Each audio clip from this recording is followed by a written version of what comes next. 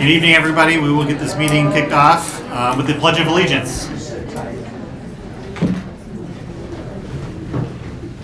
I pledge allegiance to the flag of the United States of America and to the republic for which it stands, one nation, under God, indivisible, with liberty and justice for all.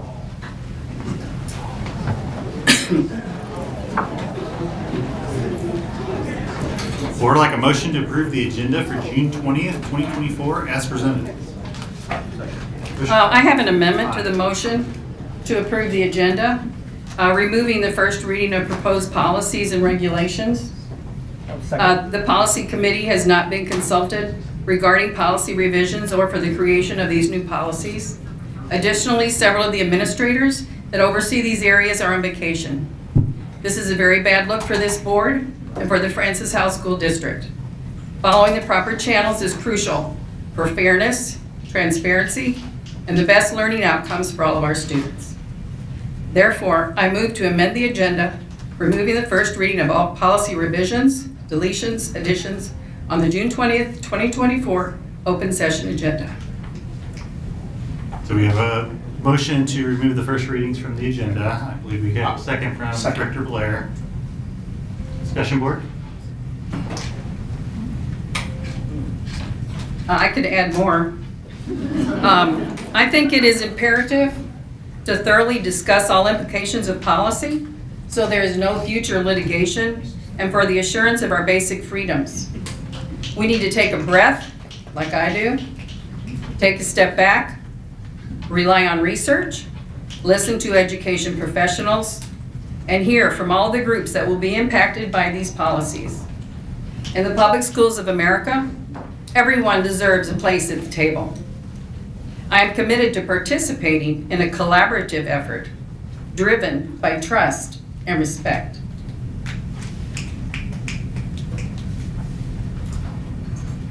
Any other comments, board? I would just say I agree with you, Carolee, that Thank you. we should provide feedback, and that's We should go through the right processes.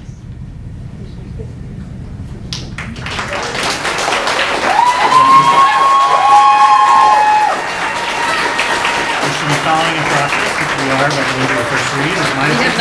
We have not followed any process.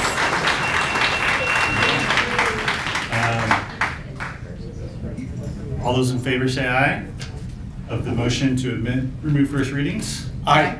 All those opposed say no. No.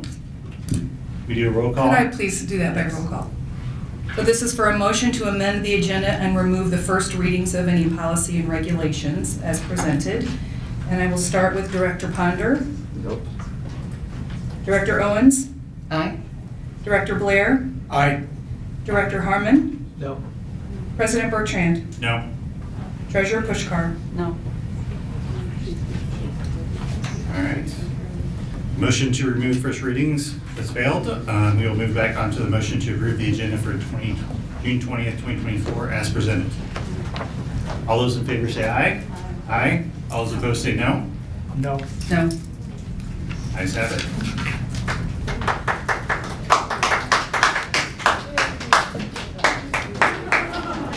Up next, we have patron comments. Residents of the district and staff members are invited to address the Board of Education on issues related to the school district. Speakers are called forward in the order of signups, and each speaker has 3 minutes to make their remarks. Please remember that only one speaker is allowed at the podium at a time, and combining time or giving your time to someone else is not permitted. The board appreciates that you have taken the time to come this evening, and we value both your input and perspective. We would like to remind everyone that we expect the speakers will remain civil and respectful when giving remarks, and if anyone fails to comply with those board policies, regulations, and rules, we reserve the right to cut those 3 minutes short. Director Cook cannot be here tonight, but he did want me to relay the message that he looks forward to listening to and seeing those as he sits in the airport awaiting his flight that has been delayed. So we welcome up Harper Schneider.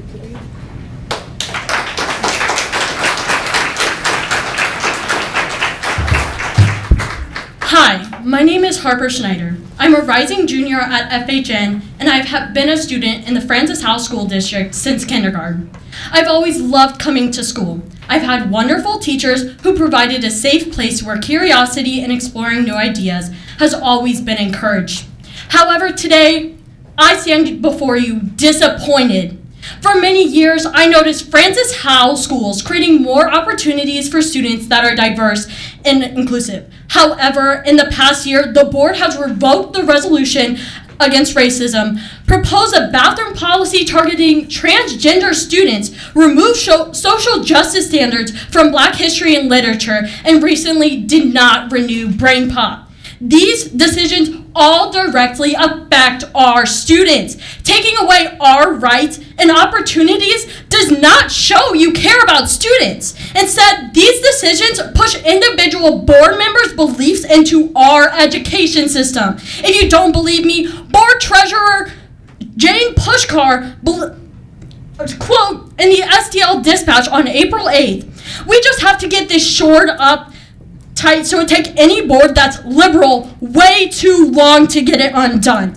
End quote. It has become increasingly clear that your political agendas influence our rights and education rather than our welfare. Shielding students from certain topics and curiosity impedes student intellectual growth and destroys our education system. Under the status quo, parents can see what their children are checking out in many different ways. The proposed new policies and regulations give the petitioner more power over what I can read than my parents.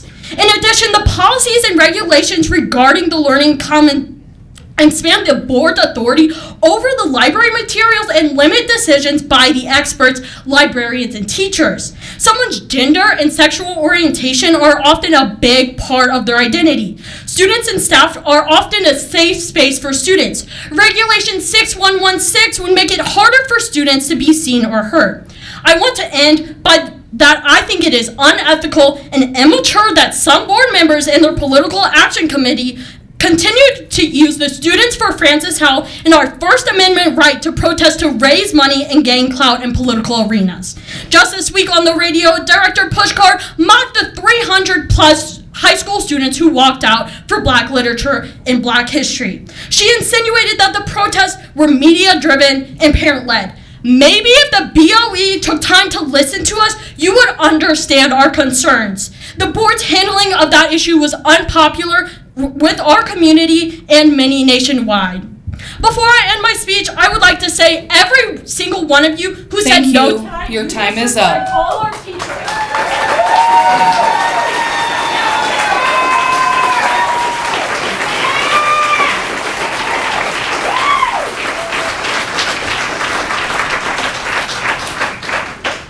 Up next, we welcome Laura Trishman. Good evening, Board of Directors, FHSD Cabinet, and all who are here and viewing from home. I am Laura Trishman, a teacher and proud FHEA member. The policy and regulation changes that are being proposed are not good for our school district. 0380 Electioneering Guidelines violates Title IX Suffrage and Elections Chapter 115, 115.637, Class 4 election offenses, which prohibits, quote, any employer making, enforcing, or attempting to enforce any order, rule, or regulation, or adopting any other device or method to prevent an employee from engaging in political activities, end quote. There are already prohibitions in place that ensure that our buildings and staff leave politics at the door for the entire school day. This policy would prohibit all residents from our district from, quote, electioneering on district property. Does this mean neighbors can't talk at a football game about their opinions for the upcoming presidential election? Will the high schools still be able to host their board candidate night or write anything deemed political by this board in newspapers and yearbooks? Will patrons of the district even be able to learn about a levy or bond from anything but mailers and canvassing when we finally get one back on the ballot? Will future board candidates be prohibited from speaking at board meetings even if their speech is about a specific issue? This change is limiting free speech of everyone in the district. Policy 6114, curriculum adoption, is also concerning because the curriculum is not defined. Will this include supplemental materials? Part of the art and craft of teaching is responding to our students' learning needs on a daily basis. This means that teachers create additional lessons to close gaps and clarify lessons as needed, and students deserve the right to receive this support and not have to wait for this board to approve a supplemental lesson or activity that was not included in the original curriculum adoption. Regulation 6450, assignment of grades, increases the weight of finals in 4-credit classes from 10% for 20%. For what reason? The decision to move from 20% down to 10% was made by a committee of teachers and district leaders working together. Why has the decision to move it back up not involved these stakeholders? What is the board hoping to accomplish with this change? The 90-10 calculation is in line with surrounding districts, and many colleges are changing their policies around high-stakes testing like this. When the state mandated the change in our start date, this forced us to move the end of semester 1 after winter break. If the test impact increases, will that not be forcing students to study and work over what should be a break, when we would prefer them to take that time to relax and enjoy their families? What about students with testing anxiety or other related concerns? A greater impact may make them feel defeated and not even bother to try. High-stakes testing doesn't guarantee or even demonstrate learning. FHSD is providing a high-quality education to our students already, and we do not need this change. Thank you.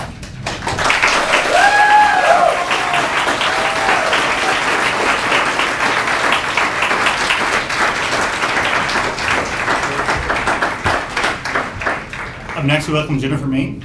Good evening. Several policies are on the agenda tonight for a first read. I have concerns with most, but as I only have 3 minutes, I'm going to use my time to speak to policy 0380, which references electioneering on district property. I have 4 points I would like to make. First, promoting school board candidates is not an illegal activity. There is no harm to health or property, and it does not financially cost the district. You are trying to limit the First Amendment rights of district patrons without due cause. As taxpayers, we are partial owners in this district's property, and we have a right to be here. Second, how are you going to define electioneering and enforce this policy? Am I going to be removed from school if I walk into a parent conference wearing a t-shirt endorsing a school board candidate? What if I'm talking to a friend about the school board race at an athletic event and the patron behind us overhears? What if I have a candidate magnet on my car when I pick up my child from vacation station? Our SROs and administrators have enough to do and real problems to attend to.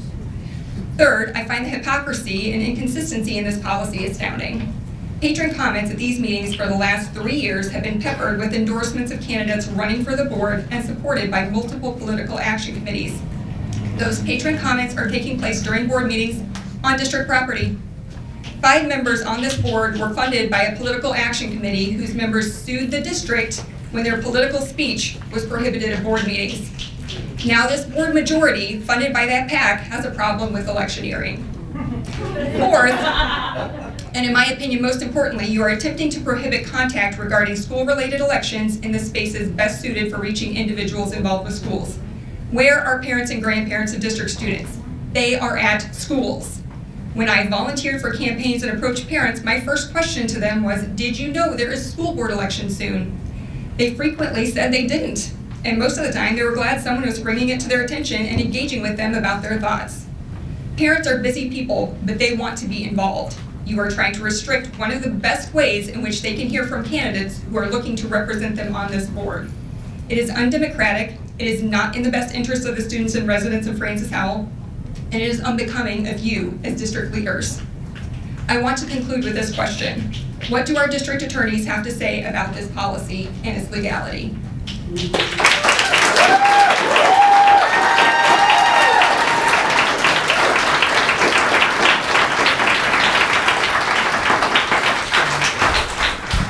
Next, we welcome Nathaniel Bassett. My name's Nathaniel Bassett. I have 2 autistic children who have been in Francis Howell schools for the past 4 years. In the past, I've worked in research and education, earning a doctorate studying social and political impacts of media and technology, and I believe in the importance of curiosity. Now my work revolves around educational and career development with industry and federal employers in the region, focusing on spurring economic development by building educational pipelines to high-tech careers. There is a saying that a society grows great when elders plant trees, whose shade they know they will never sit in.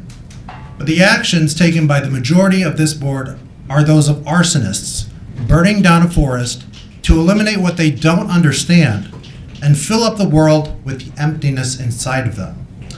The proposed policies shared for a first reading and those pulled from the agenda spell the death of curiosity. This board seeks to establish itself as sole arbitrator of all curriculum and instruction in the district. This effort's rooted in the anxieties and fear of the unknown, what we haven't learned, what we haven't read. Fear will strangle curiosity wherever it can. St. Charles County is moving from a fear over having children exposed to difficult ideas to these asphyxiating gasps for control by terrified people in front of me and elsewhere who want to decide what we are and aren't allowed to read in our public libraries and now in our schools. Regional industry and federal employers are not looking for K-12 graduates who barely know the basics. For example, the geospatial market is a $97 billion industry with a significant foothold in St. Louis. The colleagues and partners I have who are developing career opportunities for young people have emphasized the importance of critical thought, broad perspective, and competency when approaching difficult ideas, ranging from STEM subjects but also the humanities. Fear-based direction that prides itself on ignorance in our schools has a far-reaching effect on our community. It'll come for our most marginalized children first, be they diverse, disabled, or different, and then those who need less support, but it will impact us all. Fear will ultimately impoverish us, first by denying us of ideas, then possibilities, and finally options for our futures. My hope is that members of this community come together to defeat each and every measure that the majority of this current board brings to us, practice courage, and replant a forest of possibility with the freedom to learn, inspiring curiosity for years to come. Thank you for your time.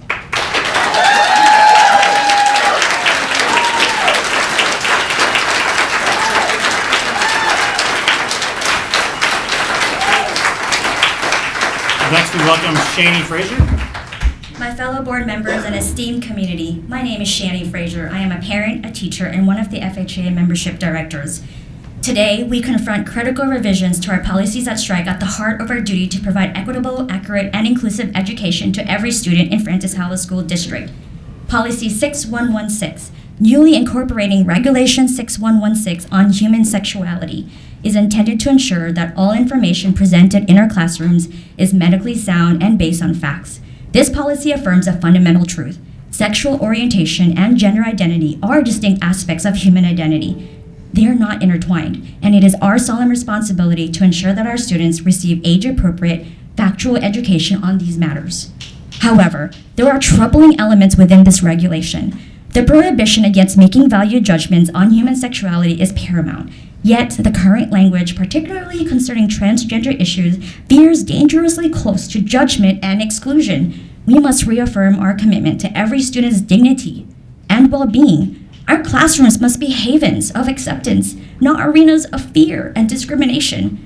Turning to policy and regulation 6241 on challenge instructional material, we find ourselves at a crossroads yet again of educational integrity and parental involvement. While it is essential to respect parental concerns, we must also trust our highly qualified teachers to choose materials that support their curriculum's educational goals. Removing established guidelines for selecting learning resources jeopardizes the quality and coherence of our educational offerings. Teachers meticulously consider multiple factors, from age appropriateness to the accuracy of information when crafting lessons. This holistic approach ensures our students receive a well-rounded education that prepares them for the challenges of tomorrow. Moreover, the composition of the review committee raises concerns about inclusivity and impartiality. The selection process for lay members must be transparent and inclusive of diverse perspectives. Are all lay members required to be residents? How will differing viewpoints be represented? These questions demand clarity and accountability to uphold our commitment to fairness and community engagement. The conversations that take place in this committee should be of intellect, not echo chambers of one perspective. In conclusion, our decisions today will shape the educational landscape for years to come. Let us reaffirm our commitment to truth, inclusivity, and educational excellence. Let us ensure that every student feels seen, valued, and supported here in Francis Howell. Together, we can build a future where diversity is celebrated, knowledge is cherished, and every child can thrive.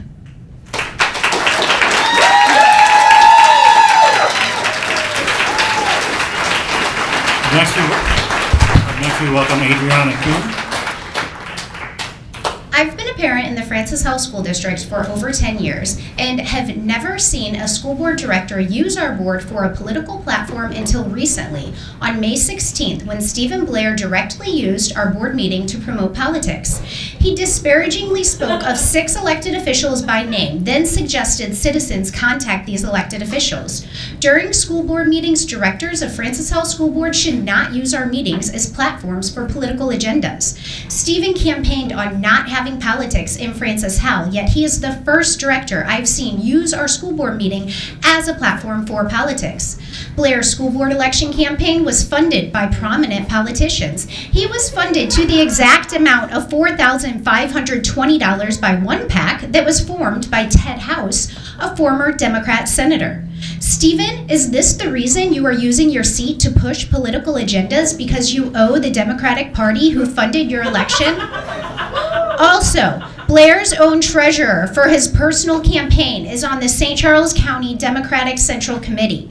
Blair's campaign was funded by Democrats, and within 1 month of him being seated on the board, he used our nonpartisan school board as a partisan platform by negatively naming Republican elected officials. It is no coincidence that he was funded by Democrats and now he uses his voice to speak out against Republicans. Let me repeat, not once in over a decade have I heard a Francis Howell school board director call out elected officials by name in any school board meeting. This is unethical and unacceptable behavior. Swift action should be taken by our board to prevent this from ever happening again. I propose, 1, a formal warning be issued to Stephen Blair by our board for using our open session board meeting for political purposes. 2, I call for the board to put forth a vote and set a standard to prevent any board director from naming political officials or political candidates during open session board meetings.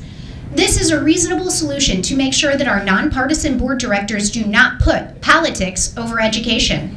Open session board meetings should be held to a high standard where directors are prohibited from speaking for or against elected political officials. Not only is this a gross misuse of a board position, but allowing actions like this to occur only creates more division within our community. Tonight, we have multiple first readings for policies pertaining to politics in our schools. Stephen Blair and Carol Lee Owens, you ran on slogans of no politics in our schools, and now's the time to show if you really meant those words. I truly hope you prove with your actions what you meant by your words, and that you didn't only campaign on those slogans to get elected.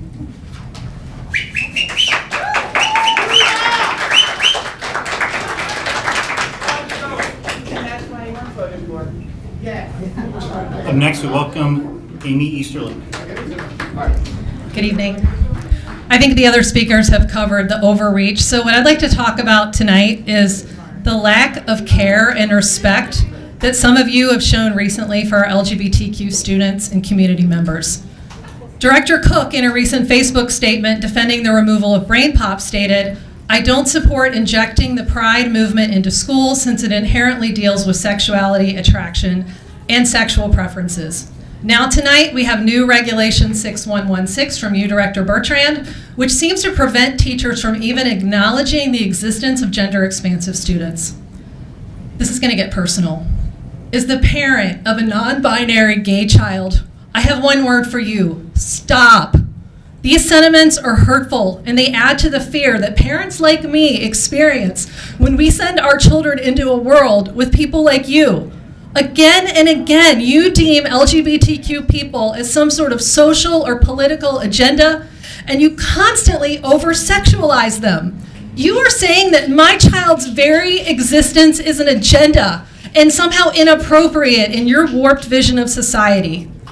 Please stop and listen. I love my kids, just like I'm sure that you love yours. I'm their advocate, their cheerleader, their encourager, and sometimes the person who asked them to clean their darn room. When our child came out to us 3 years ago, my husband and I listened. We educated ourselves, and then we supported them. When I asked teachers at Francis Howell North to use my child's preferred name and pronouns, I wasn't doing it to be political. When I support the right of a teacher to hang a pride flag in their classroom, it's not a social agenda. When I support the rights, when I question your bathroom policies, it's not because I'm personally against you. I do these things because I am a mom and I'm working to aid and protect my child and others like them. And the lack of empathy from some members of this board has been astounding. And I promise you that I will not sit down, even though both of my kids have graduated. I'm going to continue to fight until all students are equally respected. The teachers, administration, and counselors at Francis Howell North, I want to give them a shout out. They were so supportive in recognizing my child's new name and pronouns, and my child felt safe at school, especially in their beloved art department. That is the direction that we need to continue to go, and it seems that you are hell-bent on taking us backwards. I ask our community to remember that elections matter and to help us elect board members who will support all students. Thank you.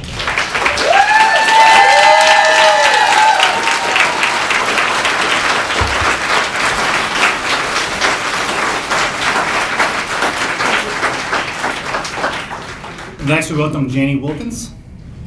I would guess that the majority of people in this room believe in parental rights. If you support these new policies, you support violations of parental rights. Tonight, I'll focus on the Learning Commons policies because that is where my own expertise exists. As a parent of 2 high school students in our district, a former ELA teacher, and a current librarian, I am shocked by the lack of expert knowledge in the proposed library policies. And these are by Director Cook, who's not here tonight. Here are some of the violations of parental rights in the proposed policies. Number 1, violation 1, my kids will no longer have access to a wide variety of books that I want them to choose from. Did you know that recent data shows, and I quote the research study, students read more, understand more, and are more likely to continue reading when they have had the opportunity to choose what they read? Or that, another quote, self-selected reading is twice as powerful as teacher-selected reading in developing motivation and comprehension. Both ELA teachers and librarians in this district will tell you that getting the right book in both expert readers and reluctant readers' hands can be the key to creating a lifelong reader. And this positively impacts test scores. Read the data. Our kids deserve books that are real to them. This means those books will address topics teens are dealing with, and gasp, they will likely have curse words in them. We don't curse in my home, we're a Christian family, but my kids read books with curse words in them, and it doesn't make them curse in public. One of my own kids who hates to read was so into the Hunger Games series at 6th grade, which I thought was a bit too young, that they hid under their covers reading it late into the night. Want to know why it was so desirable? Because it was so shocking. Kids died over adults' politics in that series. Well, we can say goodbye to that type of book because of the violence listed in the policy and add it with Mice and Men. We can also say goodbye to some of our teachers who will not want to store away their cherished classroom library when they can teach in a district that champions all reading at appropriate levels. Violation number 2, my kids will experience censorship of books at their schools. This violates their freedom to read and my parental right to decide what they are allowed to read. A study done by a BYU professor in 2012 analyzed 40 of the top-selling young adult novels. 35 of the 40 had profanity in them. These are books that you know, A Wrinkle in Time, the Percy Jackson series. Are our librarians going to be instructed to throw these books out? Where is the money coming from to buy wooden, unrealistic books to replace them?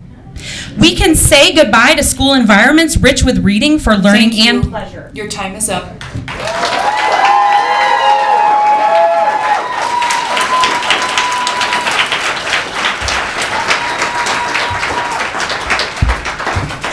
Next, we welcome Jeff Bargelski. Good evening. I'm Jeff Bargelski, Lead Library Media Specialist for the district, and I'm here to address some problematic proposed policy. First, to all of our students, families, staff, and friends who live outside the dominant majority, happy Pride, y'all, and happy bittersweet Juneteenth. I see you, I hear you, and I serve you and all of our students. Our existing policies regarding the Learning Commons program serve you and all other Howell students. They guide our work in serving our dynamic student population. They were written in collaboration with district librarians. They are rooted in the fundamentals of librarianship. They go beyond simply stating every student shall be given equal access to resources. Current policy is intentional about preventing artificial barriers that impact student access to materials, but proposed policy 6341 and revisions to policy 6310 and 6241 were not drafted in collaboration with librarians. They are tall on artificial barriers, board overreach, and short on student rights. Current policy promotes the development of book collections that support and enrich the curriculum and/or students' personal interests and learning, that reflect individual students' needs, abilities, backgrounds, maturity levels, representing different viewpoints, providing global perspectives that have a high degree of user appeal, and that earn favorable reviews in standard review sources. But in proposed policy, you've redlined the universally accepted criteria that we use to curate a diverse collection of books for our students, and that our benchmark districts also use. You've created an artificial barrier to the books our students love to read. You've redlined students' needs and interests. Proposed policy requires prior board approval before purchase of all library books, with monthly building limitations. Our librarians are licensed and qualified, so please let us do the work without the delay of approvals so we can honor our students' needs and interests in a timely manner. Proposed policy regarding purchases creates an artificial barrier to student access. Proposed collection development policy is restrictive. Some of the students face heavy, complicated issues at home. As such, our age-appropriate book collections should sometimes address those complicated issues. The limit of 10 occurrences of profanity in a title is out of touch with young adults and would prompt immediate censorship in our secondary realistic fiction collections. Same goes for our mystery, science fiction, and dystopian collections. If anything considered a criminal act in the state of Missouri, like rioting in the face of institutional overreach, is banned from our books. Your proposed Orwellian policies build barriers, and they redline students' experiences and interests.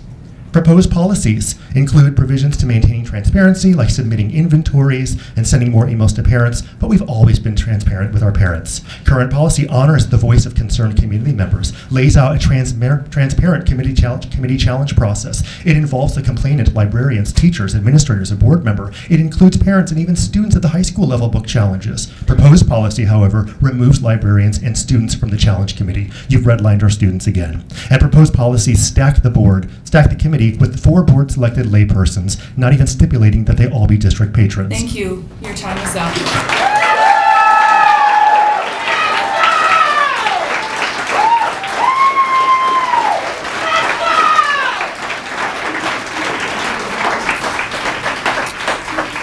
Up next, we welcome Julie McDonald.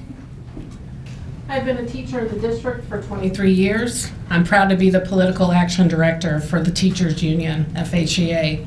Real issues that Francis House staff grapple with include extreme student behaviors due to a lack of appropriate resources to address their needs, never having enough substitutes or support staff, a general lack of time. The list is staggering.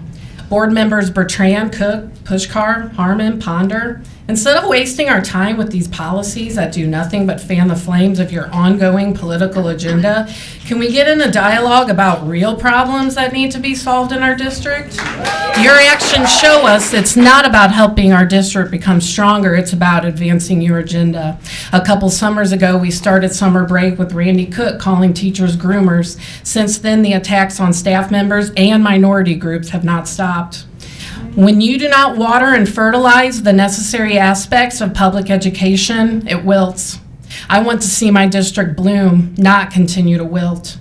Bertrand, Cook, Pushkar, Harmon, Ponder, Francis House staff see that you are choosing politics over helping us bloom, and the voters see it too. When Jane Pushkar agreed with the opinion that the teachers union is trash, Stephen came to our defense and said that teachers are treasures, not trash. Carol Lee is a retired teacher who understands our realities. Stephen Blair and Carol Lee Owens are board members that care about all students and want to help, not harm. Simply put, that's why they won the election in April. How refreshing and encouraging to work with them. It was a thing of beauty to witness the Francis Howell community come together and work so hard this past election cycle to elect board members that believe in an equitable public education for all students. Now the work is finding 2 more candidates that share these notions so we can get back to watering, fertilizing, and growing. We will. FHEA, Francis Howell Forward, and St. Charles County Families for Public Schools rallied dozens of Francis Howell staff and community volunteers who engaged with voters that were appalled to see the district on national and local news because we have board members using their positions of power to do things like take away Black history and literature courses, question professional development, bash the teachers union, terrorize transgender students, and basically just cause chaos and division instead of using their positions of leadership to bring positive changes. You can either take these divisive policies and put them in the shredder or add to the list of reasons voters will show up again on April 8th.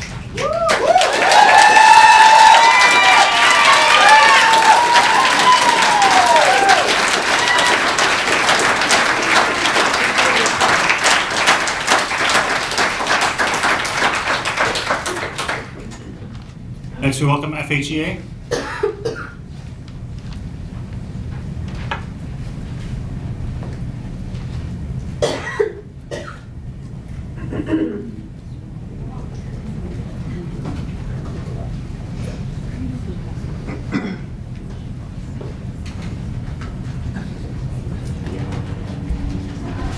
Good evening, Board of Education, Executive Cabinet, FHSD students, staff, parents, and patrons. I am Anita Keener, President of FHEA, a parent of FHSD graduates, a grandparent of a preschool student, and a voter in this district. FHEA was absolutely shocked to find policy and regulation changes on tonight's agenda without any collaboration with us. District Regulation 4832 states board policy will not be changed without prior notice to FHEA, and our closure document, which is a legally binding document, states in Article 2, recognitions, Bullet 3, board policy will not be changed during the term of this agreement without prior notice to and input from the Francis Howell Education Association. As the association president, I received the agenda at the same time as the board members. There is nothing prior about that, nor was I or any of my executive officers allowed to provide input. Because of specific language about revisions in the 4000 series included in our closure document and board regulations, FHEA notified the board of a grievance because the outlined process was not followed. Discussion with FHEA and district administration and editorial review by the policy committee should happen before presentation to the board. To avoid a breach of contract, 4631, maintaining professional boundaries, and 4632, advocacy activities, were removed from tonight's agenda. The proposed elimination of 4430, district committees, and its replacement, which was identified as 060 strategic committees, were also removed. FHEA and the policy committee play important roles in making sure the implication of policy and regulation changes are fully studied. Specific members of this board need to embrace the collaborative culture of this district and realize that we are a high-performing district, that we are because we work together to make decisions that are in the best interests of students, staff, parents, and patrons. The elimination of Brain Pop without any collaboration is another recent example. At no time were educators consulted about how they used Brain Pop, the science behind providing multimedia lessons, or which lessons are even being used. In a survey of our members, 58.3% of our respondents reported that Brain Pop appears in their board-approved curriculum.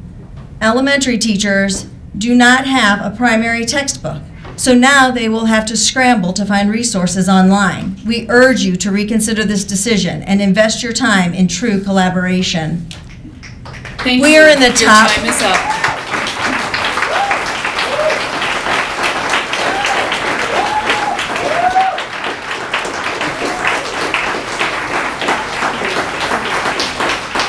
next, we welcome FISPA.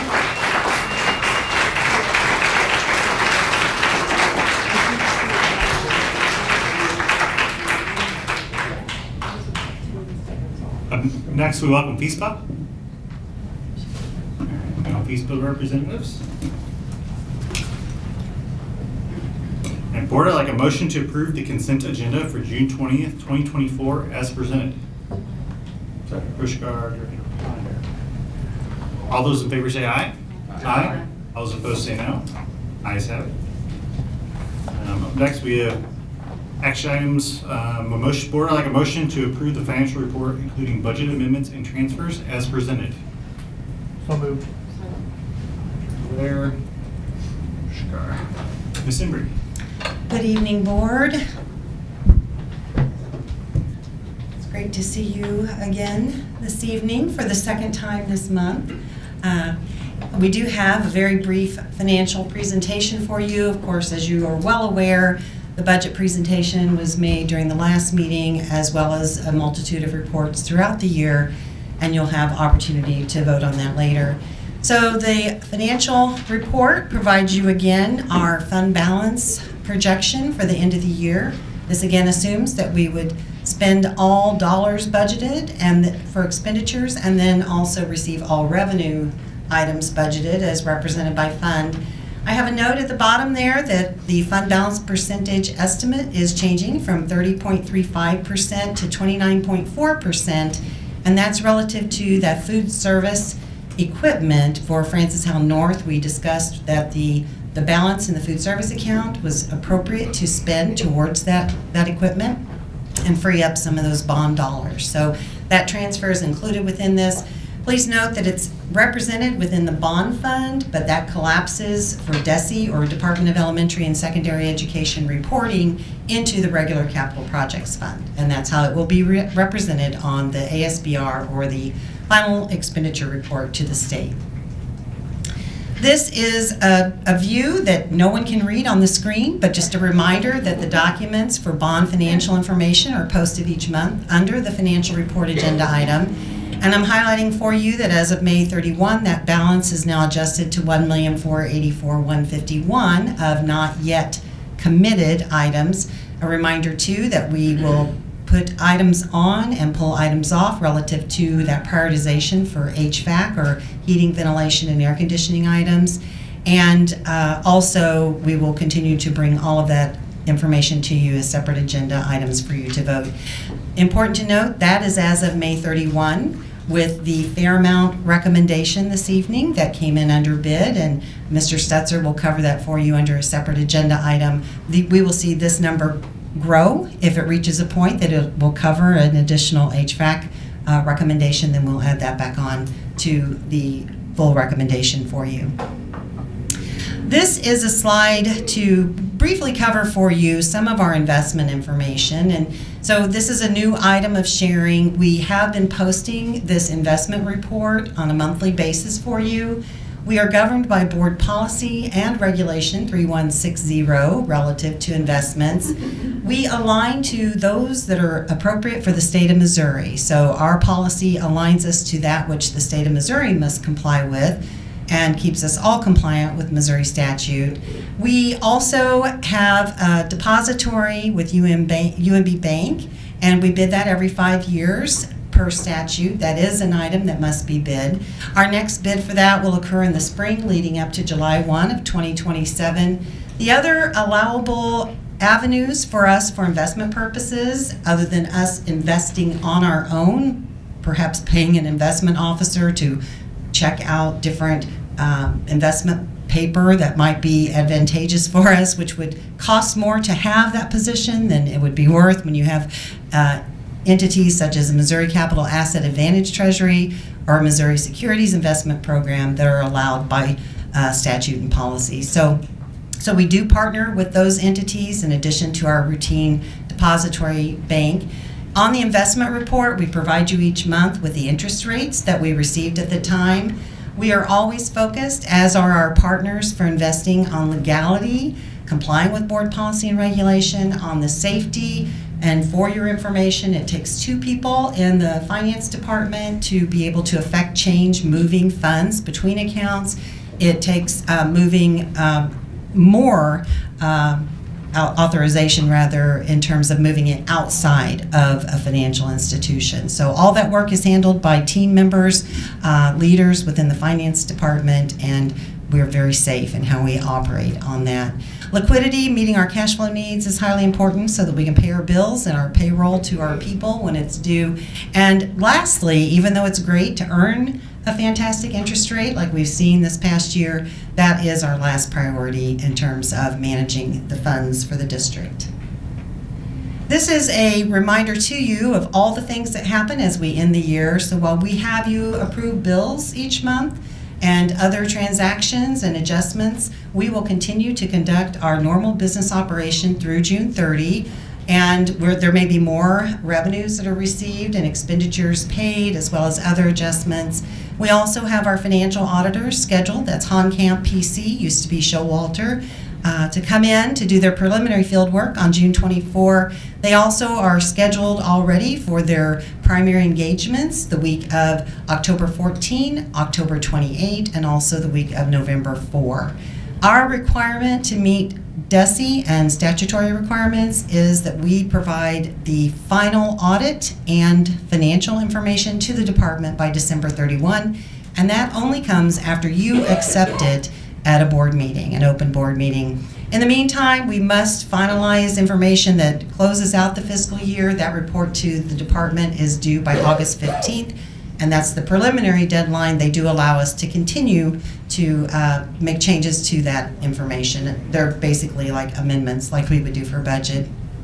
If we don't meet the December 31 deadline, which I don't know of a district that would avoid that deadline, because we would be subject to potentially not having state revenue come into our bank account on a routine basis. So that's the penalty, but any district I know of complies with that, including Francis Howell.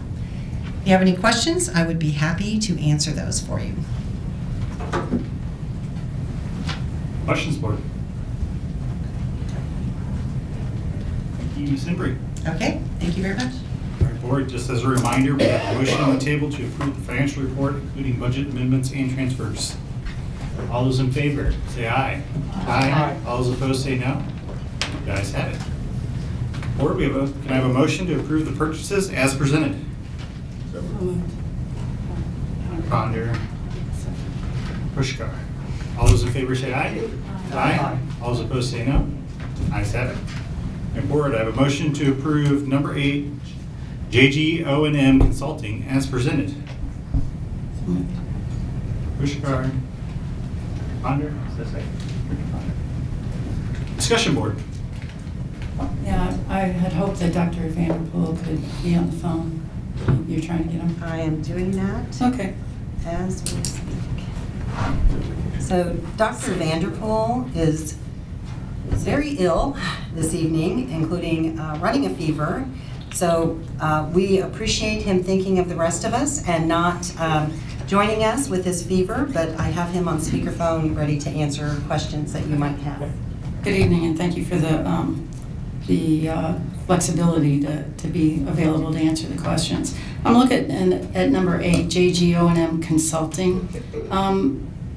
One of the first questions that I have is, please explain the 621 minutes of instruction and the 495 minutes of consultation. When I figure that out, it's 10.35 hours of instruction and 8.25 minutes of consultation. But anyway, can you explain? Let's start there. Can you explain what that means? What happens during those minutes? Well, during the direct minutes, the O&M is working with students, and so an orientation and mobility specialist helps students that have visual impairments navigate their environment, both out in public and in the schools. And then the consult is the time provided for our staff. There's some training that needs to happen for staff that are working with the students throughout the school day. So if a student is using a cane, helping staff understand how the cane works and how to support the student as they navigate the building. Okay. So you said this is to cover 27 students in 12 buildings, is that correct? Yes. Okay, so what controls are in place to ensure that any invoices that we see from JGO&M are valid? Meaning that nobody's, I know you're not going to each building every day. Who's supervising these activities and who can verify that the services actually took place? Well, he is expected to turn in an invoice essentially to us, listing out the students, the time of day, the minutes that he's seen them. He schedules that with buildings and pushes in to make sure that those service minutes are met. We cross-reference that later when we're looking at the number of minutes on his contract, the IEP minutes for a student, and making sure that alignment. I can't say that one for one, every time he's seeing a student, there's someone else verifying, but typically if a student has 200 minutes a quarter on their IEP and he's pushing in, then we're expecting the case managers to confirm that that's taking place throughout the year.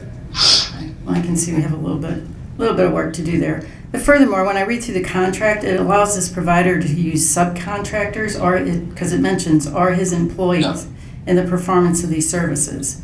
However, nowhere in there does it claim that the subcontractor must be a licensed professional.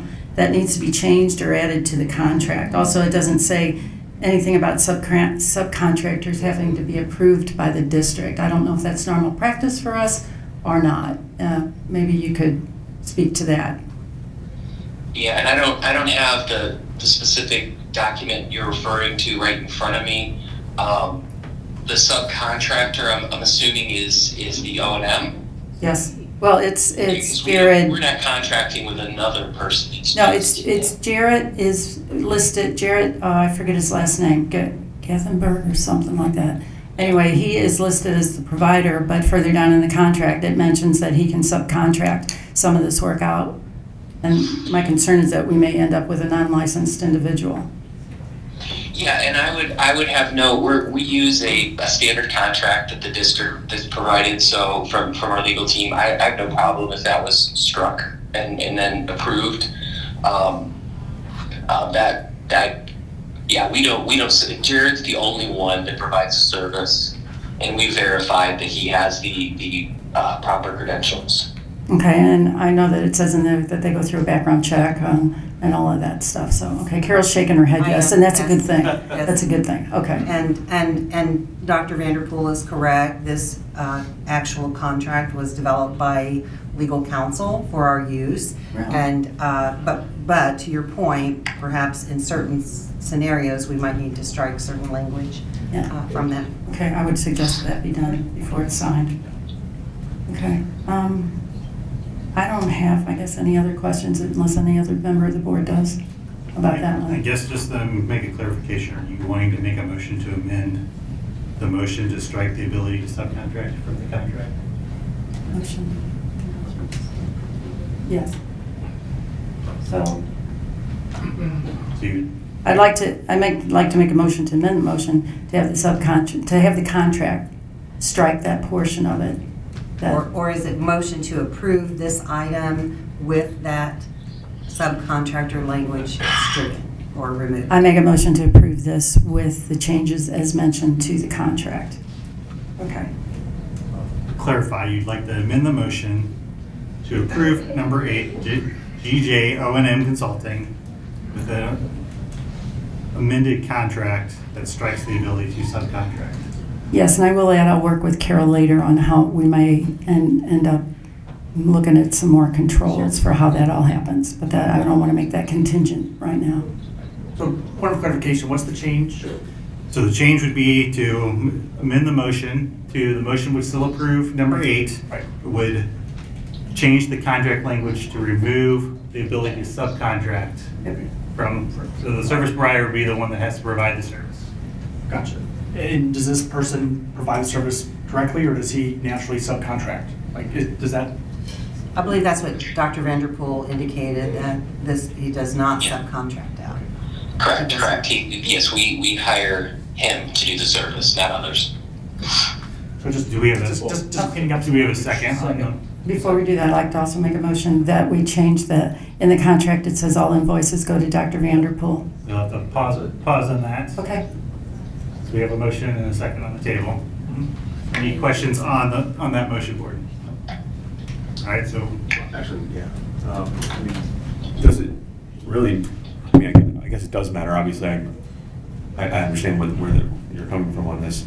But if the subcontractor is district approved, goes through the background checks, and is also a licensed professional, does it matter? No, it doesn't, but it doesn't line it up in the contract. That's what I'm saying. As long, and maybe that's what the language says. If once we get to that point, if he does have to subcontract, then it has to be approved by the district. But I don't think that. I would just like to say that we would have concerns in our department if he was to subcontract this out. We do vet the individual doing this work, and there'd be some red flags if he was having to have other people that we don't know working with our kids. It sounds like Dr. Vanderpool doesn't have any issues with saying this is the person that has to do it. Right. Yes. Any other questions, board? All those in favor say aye. Aye. All those opposed say no. Ayes have it. All right, so right now our motion is to approve number 8, GJ O&M Consulting, with the amendment to strike the ability to subcontract as presented. Any other discussion on that board? All right, all those in favor say aye. Aye. All those opposed say no. Ayes have it. That board, we have a motion to approve number 11, the Center for Autism Education, as presented. So moved. Second. Blair. Discussion board. Okay, I have a question for Dr. Vanderpool. Currently, it looks like we're requesting $538,000 for 6 kids. Two students are being contracted for $105,000, and the remaining 4 are contracted at $82,000 each. Can you please describe what these services contain? Yeah, so students that attend the Center for Autism or Applied Behavior Services are placed there because of their significant needs. Typically, they're students that have some more behaviors than we can support in a school setting and aren't able to make progress in a large school building. When you see differences in the contracts like that, it's typically because those students require 2-on-1 support. So along with the teacher, the therapist, the behavior analyst working with them, they also require 2 support staff with them at all times. So do they go to the Center of Autism, or does the Center for Autism come to them? No, all the students go to the Center for Autism. So you have deemed that these children or these students cannot be, I guess, educated or properly handled, is that the word? Handled in the environment of a regular school. That is a decision made by the IEP team collectively. Sorry, Dr. Sorry, I can only hear bits and pieces. I apologize. The teams, we're very fortunate in our district to have a lot of strong autism programs. We have a behavior analyst, several actually that work at the district level that push in and provide support to buildings, and our special education teachers.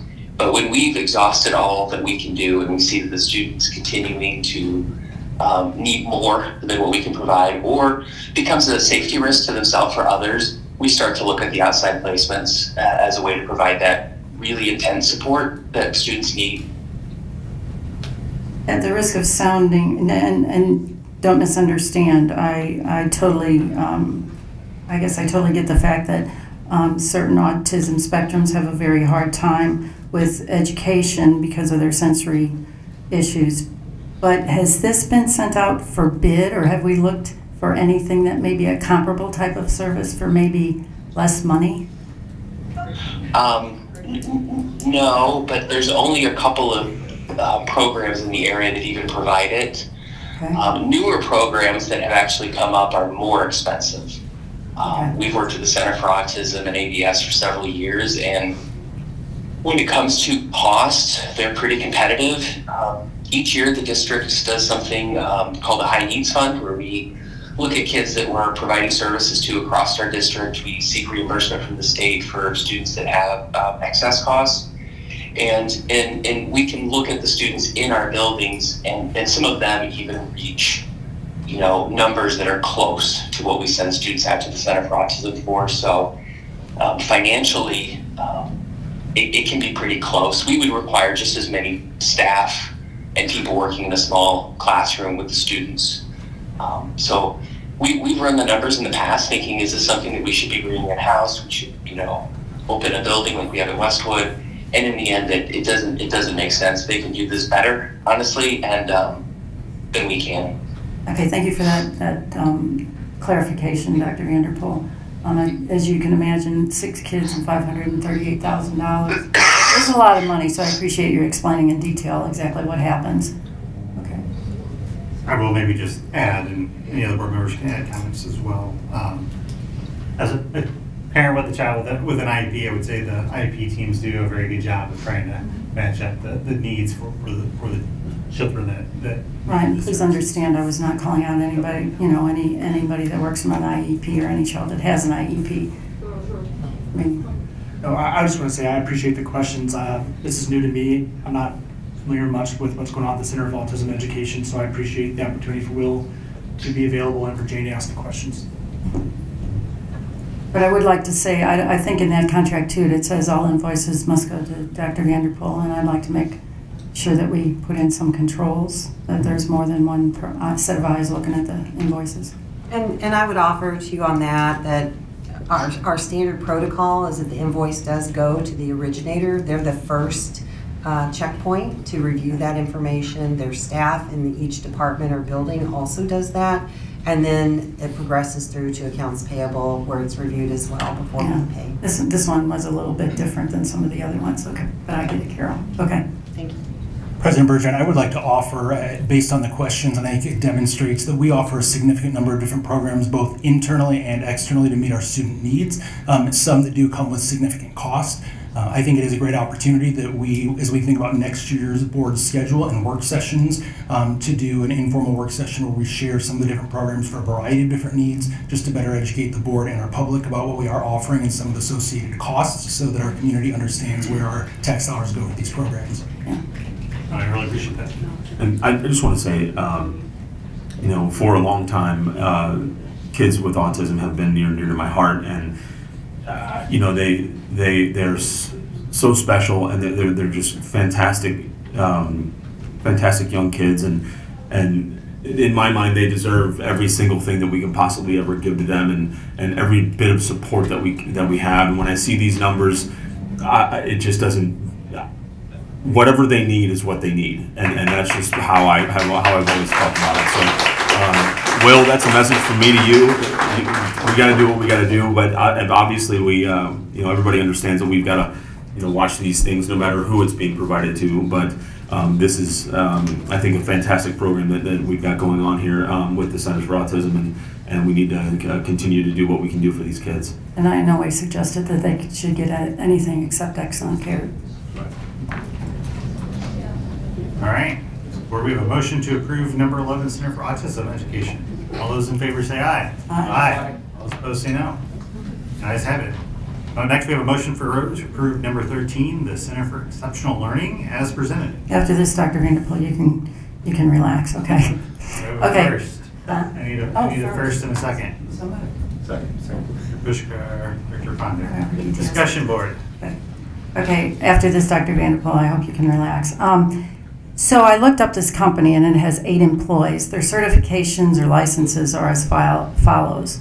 There's a special instructor/teacher is the owner, a certified occupational therapist, 3 teacher's assistants, 2 special instruction/teachers, and 1 special education teacher. It doesn't say that any of these teachers are certified. So I'm wondering if you have any idea of who these, are these certified teachers? Who are they? We have all of this on staff except for the occupational therapist, and to be honest, we're not an occupational therapy institution. But there's nothing that in this contract that makes any mention of any of these people being certified or licensed, except for maybe the special ed teacher. So those are special ed placements, and the key would be that the teachers would be special ed certified. That would be the requirement. The state actually approves the agencies and verifies that the staff working at those agencies are properly certified and accredited. So we have to follow that. We can't place a student unless the state has actually given approval and for that agency. Okay, is this the only company that can provide that care for these two students for $40,850? Well, yes and no. That's a little complicated because we have several providers in the area that we utilize for students with high needs. And sometimes when we're looking at placing students, it's based on availability. We don't want a student to go without services too long, but when there becomes a point where they're not being successful in their school environment, and typically we're seeing students that have some significant behavior, so they're not safe, we need to find a placement that's local, that can provide appropriate services. And so sometimes we're looking at different schools in the area. There's only a handful of schools. Sorry. Okay, I think that's all the questions that I have. Any other questions for it? Any other questions for it? All those in favor, say aye. Aye. All those opposed, say no. Ayes have it. Thank you very much, Dr. Vanderpool. I'll text him. I'll put it on here anyways. I hope he feels better. Appreciate him being able to call in.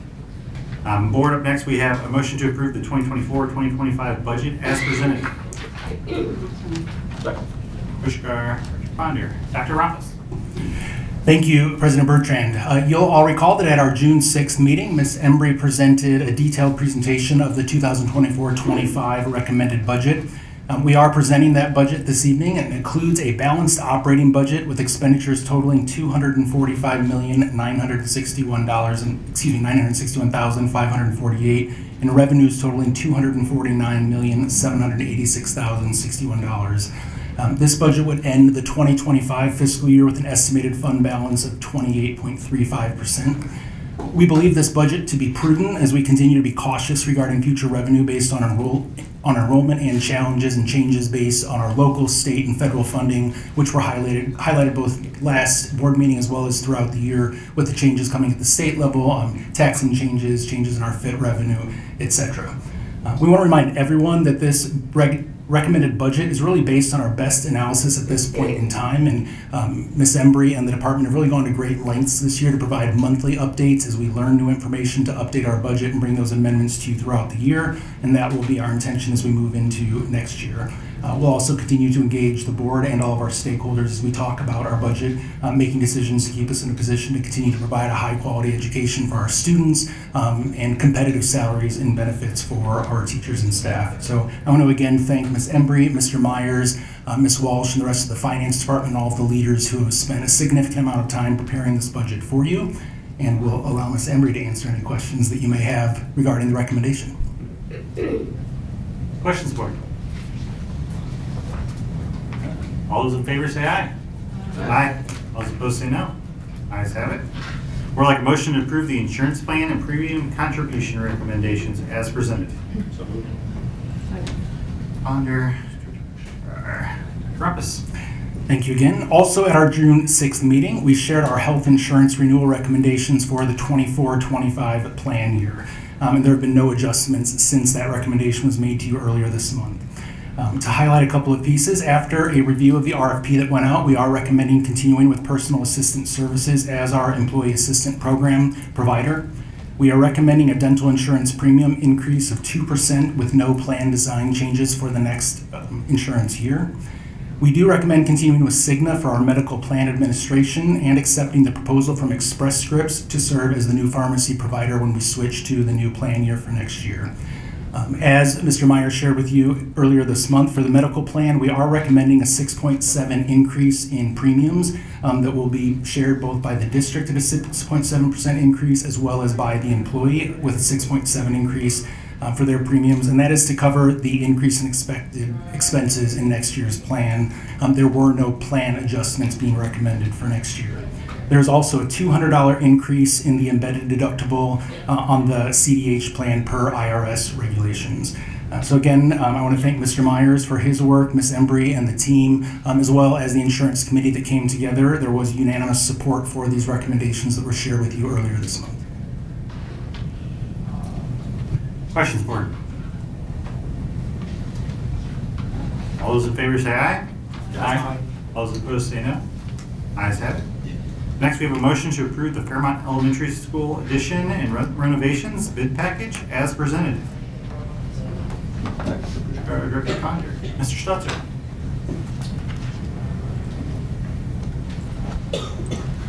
Good evening, Board. Before you for consideration is a recommendation to award a construction contract to Frazee Construction for the addition and renovations.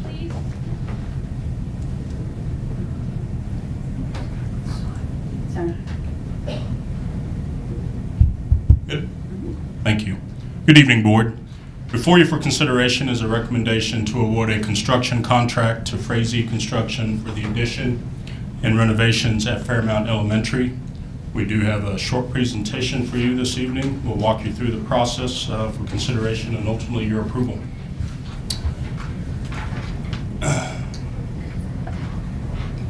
So at the April board meeting, board approved to let bids for that package, and we received really great competition. We had 7 general contractors participate in the bid process, and you can see the bid tabulation there. And Frazee on bid day, this is the base bid plus performance bond, and we did have 2 alternate bids that I'll talk about here in the next slide, for a total bid day amount of $6,684,950. We did have 2 alternates. Alternate number 1, as part of just routine mechanical, electrical, plumbing systems review, we worked with Ameren. That specific site, when you factor in the addition, is vulnerable to power outages due to the loop that's coming in. So they recommended that we address that as part of this work, and so we set that up as an alternate, and you can see what that alternate came in on the bid tab. Alternate number 2, again, during systems review, there was an asphalt section just adjacent to the gymnasium that has some compromised sub-base, and we're already doing quite a bit of milling and overlay as part of the original package. And so we went ahead and set that up as an alternate as well. And so we've shared with you in prior board meetings Honer's estimate as well as a third-party estimate. And so this evening we would recommend the board approve Frazee Construction to provide labor and materials for the addition and renovations at Fairmount Elementary for a total cost of $7,184,198. And that also factors in some soft costs as well as some FF&E, and we've listed that out. So I'd be happy to take any questions, but that is our recommendation to you for consideration. Just a couple of notes: when you base the bid, what we brought forward based off of what Honer's estimate was, as well as the third-party estimate, we're lower by $625,868 on Honer's estimate, and the third-party estimate lower by $1,889,911. So be happy to take any questions the board may have. Just a quick little note, we don't have a schedule yet pending your approval. We will jump on that right away and develop a schedule that we will share with the board as appropriate. You just stole my thunder. So when do we start and how long will it take? I will provide that as soon as we can get a schedule, but we will start very soon. I guess, do you have any foreseen issues that? No, we've, through the systems review and everything, we believe we've covered everything. And obviously with new construction, we've already done all the soil testing and all of that the board has approved in prior board meetings, and so we feel good there. But really, we don't foresee any unforeseen circumstances. I assume Frazee has a good reputation in the industry? They do, yes. We've. Were they on a bid or a cooperative or something? No, No? this was a hard bid. They chased it just like anybody else that owns a general contracting company. They have a very good reputation. We've already checked references. We've debriefed with them regarding the number that they submitted. They feel comfortable that they've addressed all of the scopes in the package, and so we feel good about bringing that recommendation forward for consideration and ultimately your approval.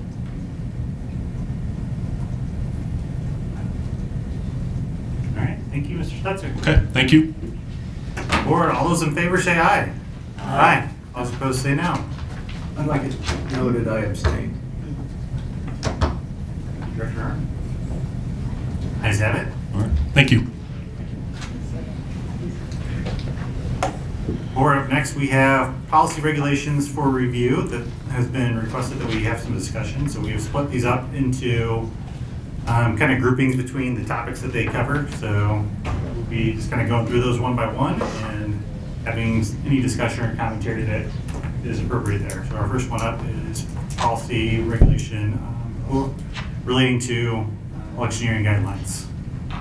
Director Bertrand or President Bertrand, I move to table the first read on policy and regulation proposals until there are discussions with FHEA negotiations. Then the proposals will be submitted to the policy committee. Then the proposals are to be sent to the entire board for review as per closure document, Article 2, Bullet 3.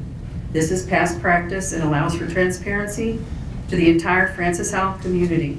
Additionally, we need to be careful not to cause a breach of contract with FHEA. So I'm asking again. We have a motion to table policy, first policy readings. We have a second? Second. Second. First suggested by Director Owens and a second by Director Blair. Any discussion, commentary, board? I just had one question, and that was whether or not going forward with the first reading is in violation of the contract. Is this in breach of contract? If it is, then we should not do it. But if you have confidence that it is not in breach of contract, then that's a different story. Based on all the feedback I've given, it is not a breach of contract. They've been given notice, the 4,000s. We want to make sure that it goes to them in the manner described. But any other ones, as long as they're provided notice, would not be a breach of contract. Who assured you of that? Our legal team.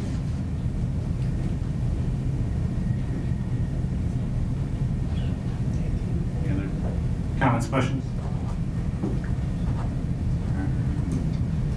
All those in favor say aye of the motion to table first reads. Aye. Aye. All those opposed say no? No. Noes have it. So we'll move on to first read and any discussion of policies and regulations related to the electioneering. I just had a quick thought, and I realize this is not normal for a first reading, so I appreciate the generosity allowing at least a small bit of input to be provided here. I just disagree with removing the paragraph that blocks the free speech outside of school buildings. When I was campaigning, I talked with hundreds of parents. I know Carly Owens did. On 2 different occasions, I was able to be there, once with candidate Adriana Kuhn and also candidate Sam Young. And in all those situations, it was civil and cordial. I had a good conversation with Sam at Francis Howell High during a storm, talking about robotics. I think it was valuable for me to hear from parents. I think it was valuable for parents to hear from candidates. I would believe that the other 3 thought the same thing. And I just believe this is a removal of access and speech. And I just want to leave that as an input as we consider sharing that to the policy committee before next time. Other commentary? I believe this violates freedom of speech. I'm not a lawyer. I'm a teacher, but I do believe that. Anything else? I will say, I don't know, this was submitted by Director Cook, so I was not involved in the writing of it. But I know there was a number of complaints during that, so I don't know. I don't necessarily agree with the language that's here is written, but I think there is potentially room to say what's right. I think maybe some guidelines from the district weren't necessarily followed, and complaints inspired because of that. I know a lot of parents reached out to me, even more so to my wife and people she knows from across the district, on having questions on I'm here for parent-teacher conferences, why am I having to go through this and get people come up to me trying to push papers, and so there may still be something to look at, but no, I think that's points are well taken. No, I think facts are our friends, and I know one person actually was putting information, sticking it to car windows. Mm-hmm. And that was somebody who was there on my behalf, and we obviously had told them don't do that and corrected them. But that's an example of somebody who, again, there was a good policy in place. Somebody just went against it, and there's correction. So I think keeping the policy in place and then correcting it would be a good idea in the future. So maybe instead, we could give better guidelines to the candidates, and maybe they would have to do some kind of a course so that they would know what's expected of them. Because I had to remind, I'm not saying who, another candidate that they were too close to the door, 25 feet, and I just said, you're too close to the door. It wasn't a fight. Yeah. But it's free access to information. Yeah, I don't think anybody minds anybody being there. What I think that they have a problem is like you said, when you're going up to a security vestibule and you're trying to open the door and there's people blocking the door, which happened to me, and it was just inappropriate at that point. So, backing off, abiding by rules, and having some, as Stephen said, some regulations, some outline, some guidelines is absolutely appropriate. So what I've seen as a problem with all of this is things are not written properly. And here we're deciding to vote on things that are not written properly that will cause us problems in the future.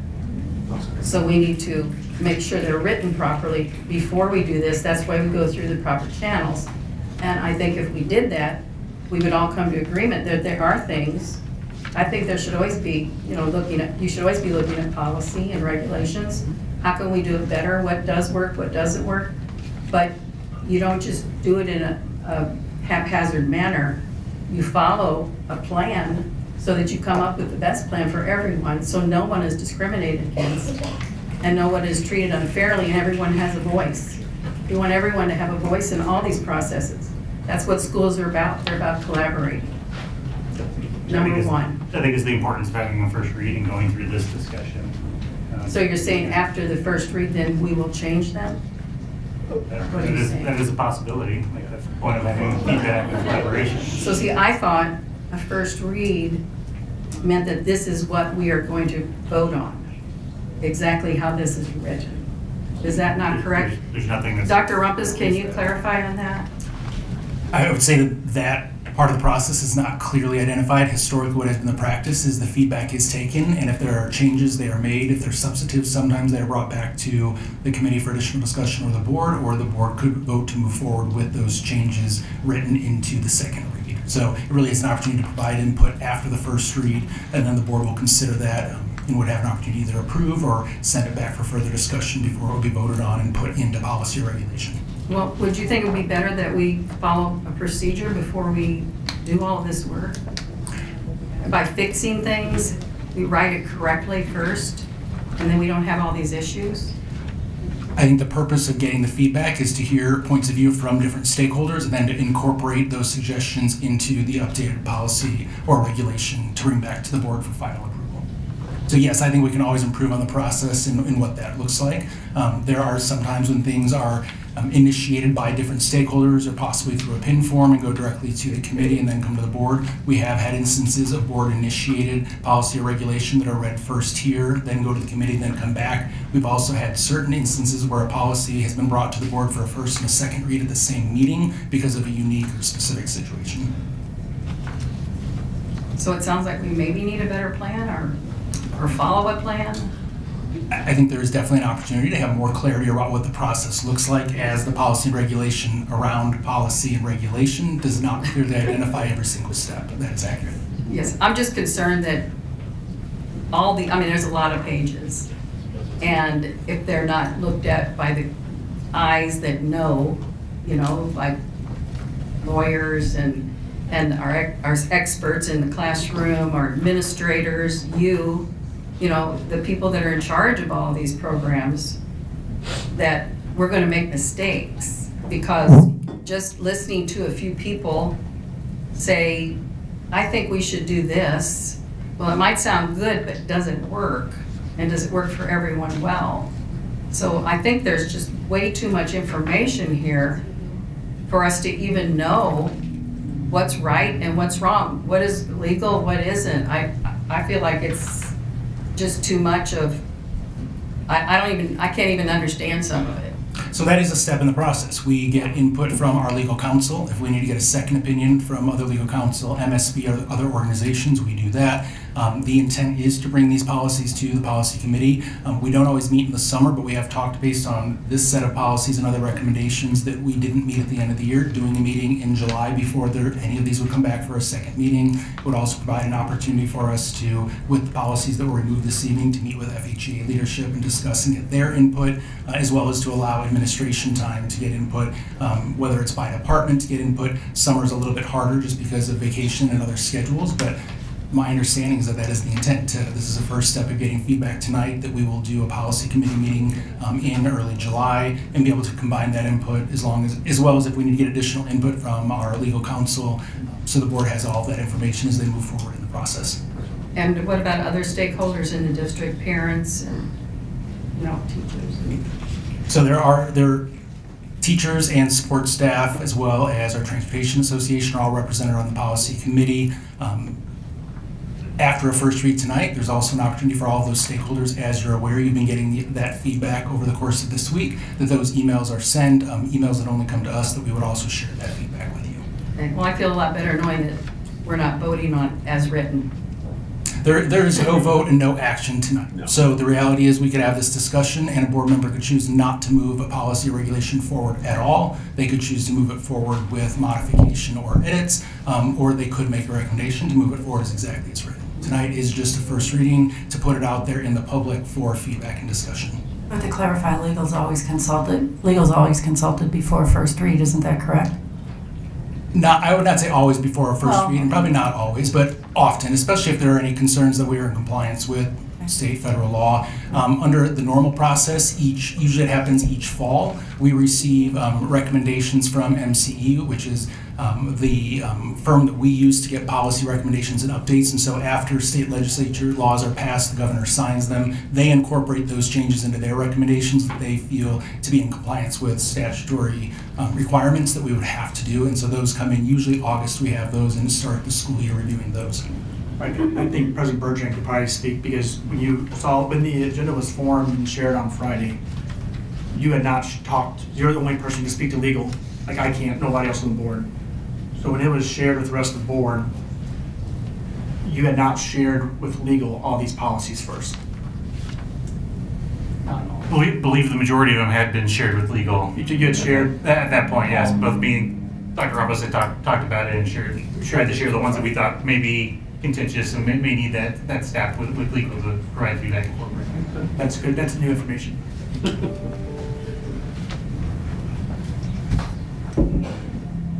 Any additional questions, comments on electioneering guidelines?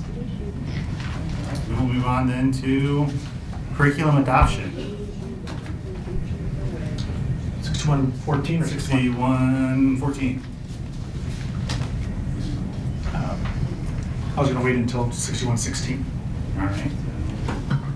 Discussion here.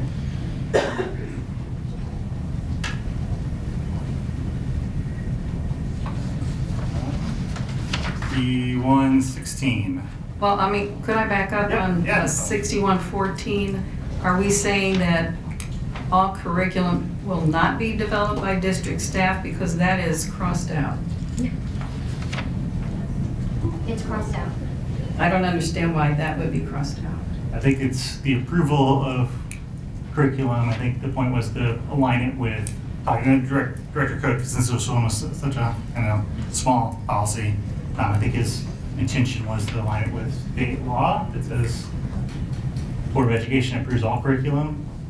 Well, I mean, all it said was all curriculum developed by district staff shall be formally presented to the Board of Education for final approval.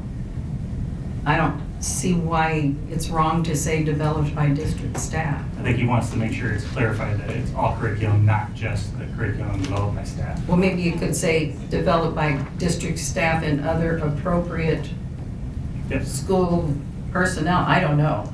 Maybe I'm not reading into this correctly, but I think what he means is, yes, some curriculum is developed by But I don't staff, think, see what it looks not like. all curriculum. So you know what I'm saying, it looks like. Yeah, I know. Looks like we don't want district staff. Yeah, no, I don't writing think any that was the curriculum. point. The point is that any and all curriculum shall be formally presented to the board. So I think this needs to be written better. Appropriately. Don't disagree. I don't disagree. Okay. I would also suggest. All right. Again, I go back to this is the point of first reads, to bring that feedback and also talk with fellow board members. It just So any looks one of us weird. could Yeah. go reach out to Director Cook and be like, hey, have you thought about this? And maybe This should happen. change these words to make it a little more clear. And I think that's totally appropriate. Okay. What do you know? It's all encompassing any. Director Ponder. Oh, sorry. I think we're. No, turn on your microphone. You're going to have to use your microphone. I think we're publicly realizing that it's more helpful to have the policy committee look at it first, fine tooth it, figure out what's practical, not practical, what's in order. And then bring it in. And this is going to make a lot of people upset, but we probably agree on a lot more stuff than people are aware. And I've so said that many times. and it had, but there's also some things I really disagree with, and we'll get to that too. But at the same time, if there's a process that allows this to be refined with lower temperatures, I think it is a benefit to the entire school district. It's a benefit to every single person's heart rate, heart health, all that kind of stuff too. So anyway, we could go on to the next one. I think policy committee, then first read would be I think preferred that would be process. helpful. Because we might still find things that we don't like after a policy committee has looked at it, you know. But I just, being all these people here and I'm talking, anyway, I want us to look like we know what we're doing.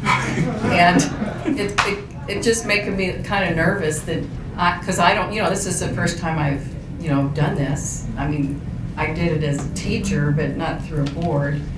And it just kind of looks like we're just throwing out some stuff. So I'm hoping, I'm feeling really good now, or better, that we're gonna have good discussions and have the appropriate people really looking at it, the people that really understand how it will work in a school. Well, I agree. And I'm going to pick on the people that have been part of these types of meetings for longer than we have.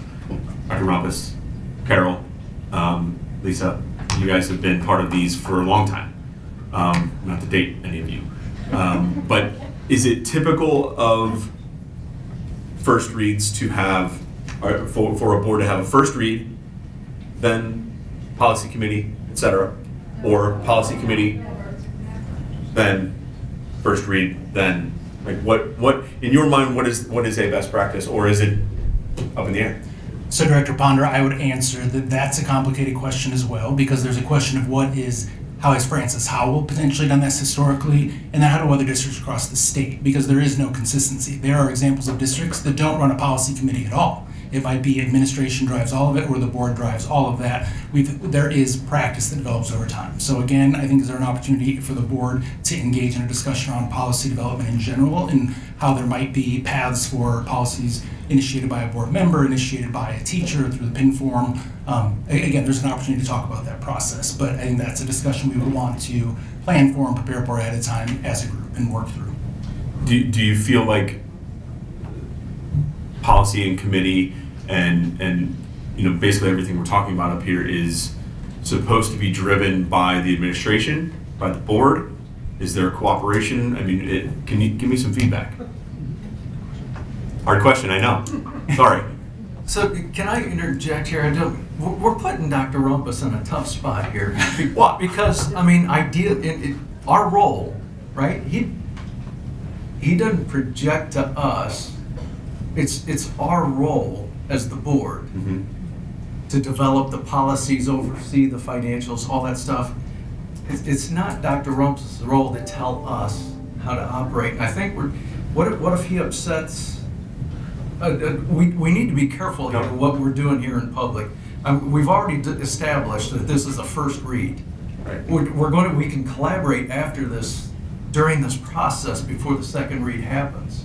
I would just caution us putting Dr. Rumpus out here in public. No, he's just giving us information. He's trying to find out, are we doing this backwards? And what I was getting at is that really his opinion, or is that so? I've just cautioned us going in here. I guess I'm asking the hard questions on purpose because I know that there's really not a good answer. There's it is going to be what I guess the board decides it's going to be regardless. But at the end of the day, what it comes down to is a collaboration of all of us and getting together, and much to Stephen's point, bringing down this temperature and helping everybody to understand that we're all just here trying to do the best we can for these kids, period. So at the end of the day, what it really boils down to is we have to get together and get the best process we can and implement it and abide by it, like you said, a plan. And while I think that there were some misconceptions surrounding what was going to happen and what was happening tonight, I think that's probably the best course forward is to get a plan and stick to that plan.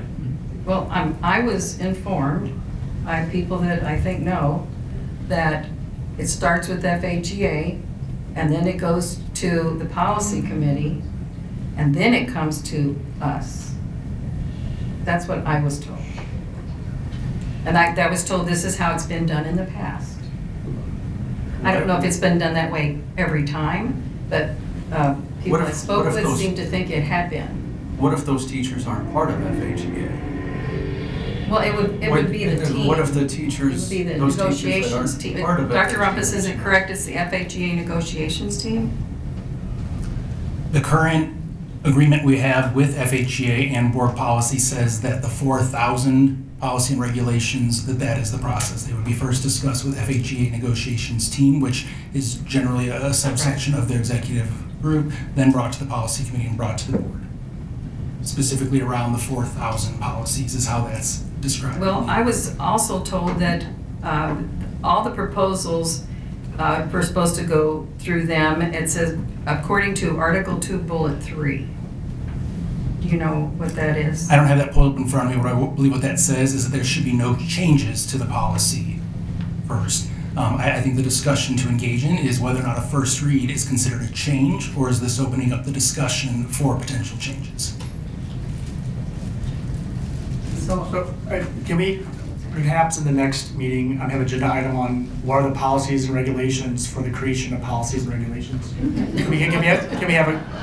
I feel like there's some things we can stack hands on and say what is the process. And I think probably the best practice there is, I think Dr. Rumpus has already alluded to, is to have a working session and have that discussion. I think that with which voices at the table. That would be for the board to decide. Okay. So we're going to do this within a month. Is that what you're saying? That is not what I'm saying. Okay. It will need to schedule a working session. So we won't do second read next month. I never said that either. Oh, I thought that was the plan. The first read, we might know. I thought second read was next month. Dr. Rumpus? Potentially, yes. Oh, potential. Okay, but not for sure. We're working to schedule a policy committee meeting, so okay. with their policy committee. Okay, so that's what I'm confused about, because I thought that was a done deal, that in July. The agenda for next month has not been set. There has been times in the past where first reads have come and second reads have not. Okay, I get it. I'm learning tonight. No, I understand. Questions are always good. I love learning. I do love that. Questions are always good, as I'm sure many teachers tell their students. All right, any other questions on 6114?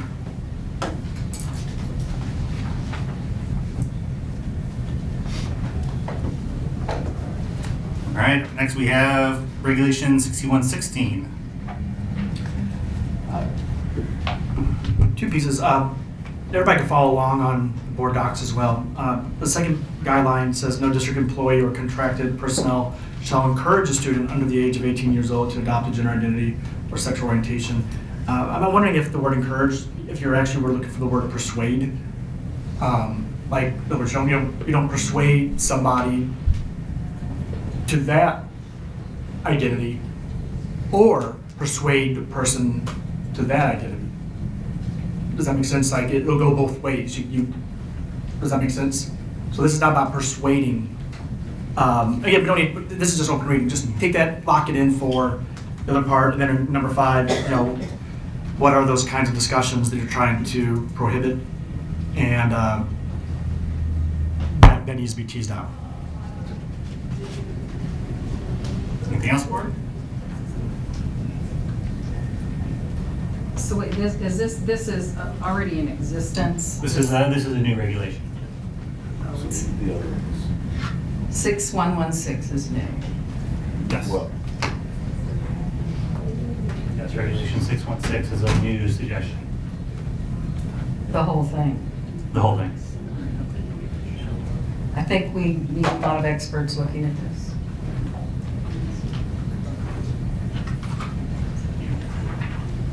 And that's not me.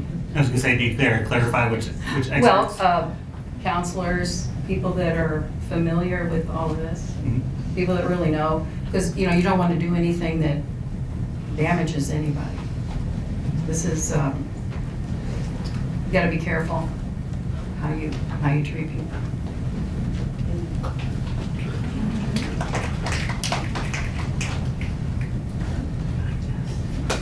Moving on to Policy and Regulation 6241, challenge material. Comments, questions? Again, and I appreciate the generosity to be able to go through this. This is not normal to go through first readings in this way. We should recognize the generosity to be able to have this small, short, brief conversation at the little thesaurus time for you. There's a couple of things. One, when you look at Policy 6241, it crosses out the word freedom a lot. And somebody may want to do the count, how many times does it cross off the word freedom. It also has this approach that every book is guilty before proven innocent. And so once a person is concerned about it, like it's yanked. And it could take a long time for a review committee to look at it, considering sometimes it takes a while for a policy committee to get together, even though it lines out. One thing that stood out to me, and I just want to lift this up, one of the values of me going to a lot of these parent-teacher conferences and other events is getting a chance to talk to a lot of parents. And, parent rights is something everybody's interested in.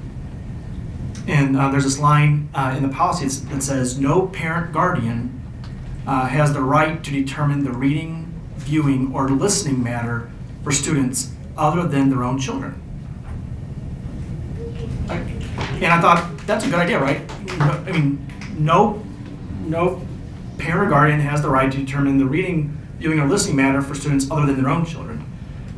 That's part of the policy that got crossed out. And we can't say parent rights when it's convenient. And I just wanted that to be named. That needs to be changed. It shouldn't be guilty before proven innocent. The other piece, the board president should not be involved in picking parts of the community, whether it's anytime in the near future, the board president's going to be somebody who's endorsed by a political action committee. And to have somebody who's endorsed by a political action committee in charge of this process, no matter what side they're on, is going to make the process look less trustworthy to other people. And so board presidents for anybody should not be involved in this selection process. And the last part is how many review committees would we need? Because I wouldn't be surprised if this was passed, there's an immediate 10, 20, 100 books that are identified. And so how many review committees do you need to go through 50, 100? So we're talking about a lot of committees. And if you were just talk to people, they might say there's 50 books they have in their mind right now. So the ideology behind this is something that I just disagree with. And the practical part of it is, I think, impossible to apply. I appreciate taking a moment just to share. Also, how would you, if you form these committees, and there's teachers on there, Do you get them a sub, get them out of class to review these books, or do they work after school on weekends and we pay them more money? You can't expect them to put in extra hours to read all these books. And what about if I complain about, I don't like any of the books in your library, so immediately nobody can read those books? Or That doesn't sound like America to me.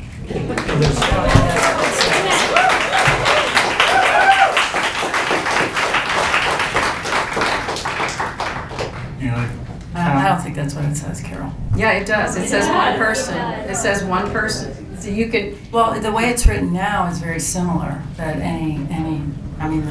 the current policy states, let me pull it up here, I can read it. Any resident or employee of the district may formally challenge learning resources used in the district's educational program. So it's Right. already there. but it's not immediately I did, removed from reading. maybe I can clarify a little bit. I did Okay. have a quick conversation with Director Cook on this one, just because of the statement of President selecting, and I'm like, I don't know that I want to have that responsibility.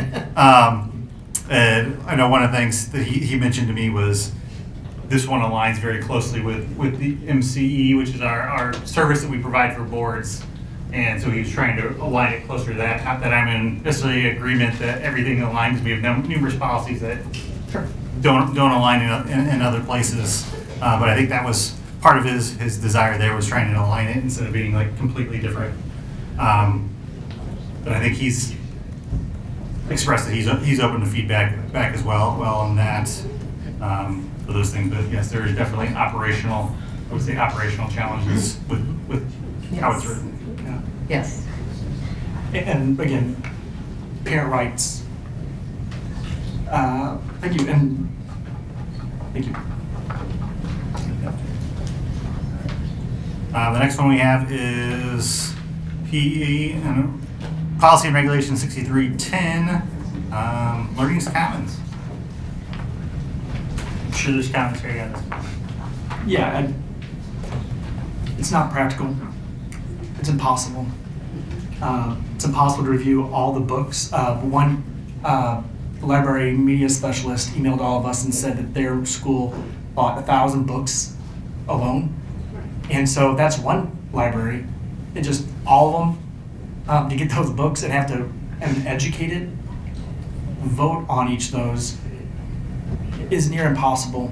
And again, doesn't reflect the expertise of the people who are already making the decisions.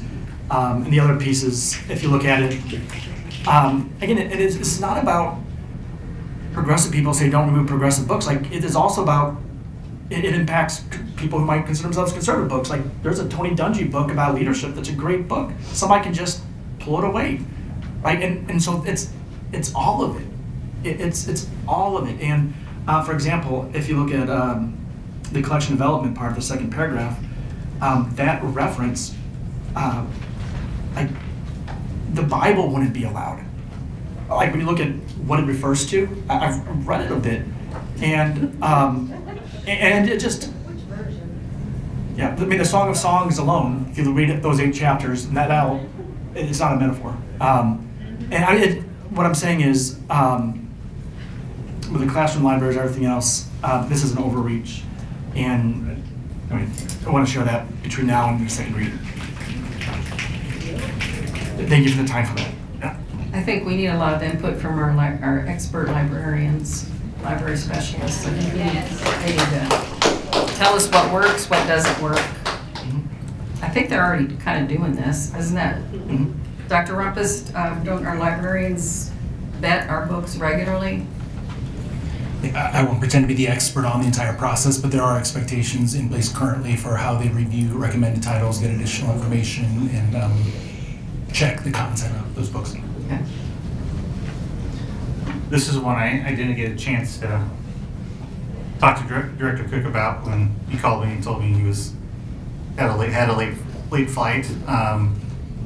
But based on his commentary for the other ones, I would certainly assume that he's open to all the feedback that he's getting, because I'm sure I don't know if he read all the emails while he was traveling, but I'm sure he will get to them when he gets home and he sees 200 emails. Right. And again, I don't know why I'm saying this, but I had lunch with Director Cook, and he was on a work trip, and sometimes work trips happen, sometimes air flights, and you're not in control of it. I know he was trying to be here today, and I hope he does listen to everything, but I know he was trying to be here. He was willing to leave a really cool place early in order to be here, and so just want to name that out loud too. All right, up next we have Policy and Regulation 6341, Acknowledged Learning Commons material.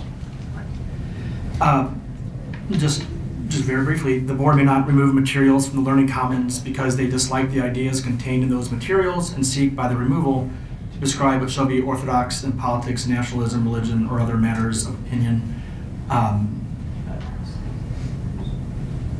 That's why Brain Pop was removed last meeting. And so if it has to be one or the other. Either this has to go or other stuff has to come back. That's it. Any other commentary, Wood? Feedback? All right. On to Regulation 6450, Assignment of Grades. The person who wrote this or presented this is here. I don't know if that person wants to share. If they don't, that's fine. Does the person who presented this want to share? Sure. Reason? Yeah, that was me. I had teachers reach out to me who were disappointed with the 90-10 because they're getting disheartened with students not putting forth effort at final. When you have a grade and you can't advance it, really, they don't put effort into it. And for you to lose a grade, for instance, and this was given to me by one of the teachers. Let's say, for instance, forgot my cheaters tonight, but if you're using the 90-10, if I have a 90, I've got a grade, I'm at 93. I'm gonna need those back. Thanks, Mark. I'm at a 93. In order to keep my A, all I have to do is get a 63%. To get a B, I can go negative 37. If I go 82, so what is the incentive for me as a student? What is the incentive for me as the student? And the teachers are frustrated with that. And then on the other side, if you go 80-20, I'm at 93%. To keep the A, I have to get a 78. So I know I've gotten some emails where people are afraid of their student having test anxiety and whatnot. I get it. I had a daughter who had the same thing. But then the other side of it is, I want to make sure that my students are putting forth effort. And then that's the whole. Maybe it could depend on what the class is and what the students' needs are. And I know in some districts, the teacher can choose what the percentage is for the final test. I think if you make a hard and fast rule everybody has to follow, it doesn't work for everyone. And we need to listen to all the teachers in all the different subject areas and see what works for your subject area. I mean, it could depend on the level of the class too. There's so many factors to just choose this one statement, you know what I'm saying? I think we need to look at all of it and maybe give the teacher the right to decide what the percentage is for the final exam. I mean, that happens in, I think is it Parkway or Rockwood that the teacher chooses, probably in other districts too. I haven't polled all the districts to see, but I think I think we need to look at there's a lot of factors, so not just one. I would say I agree with that. Like, why limit it? Even why say everybody's got to do 10%? Like, why not put a range 10 to 20%, but they have to match across the same course, right? Or something. Yeah. Like all those teachers that teach Algebra 1 have to get together and agree on this is what we're going to do for our class. Yeah. Give them some choice. And also because every test is not the same, obviously every student is not the same. Right. Of course. Yeah. I mean, I taught music. I wasn't given a final exam that was 20% of the grade. You know what I'm saying? I would just say, agreed, we can look at that. I mean, because obviously this is first reading, right? Second reading, we don't vote until That is second reading, right? We just need to be careful and realize how many students, how many teachers, how many different schools. That's a big ask for 17,000 students. How many thousands of teachers? So, to come up with a sliding scale. Well, maybe just needs to be flexible. Right. And let's ask the teachers. I think they're the experts. Well, I had the teachers come to me with it. Yeah, but not all. You know what I'm saying?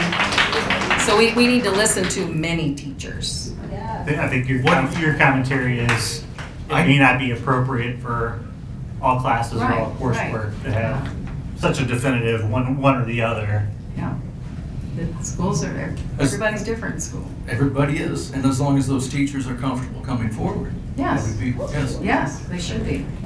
I agree they should be, but you have to watch out for the bully pulpit as well, because they're not always comfortable coming forward in front of that. But we need to change that.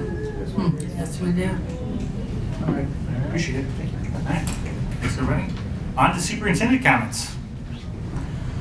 Thank you, President Bertrand. I'd like to start this evening with a celebration. Sasha Walkley, Independence Elementary, was named the Mid-Rivers Magazine 2024 Teacher of the Year.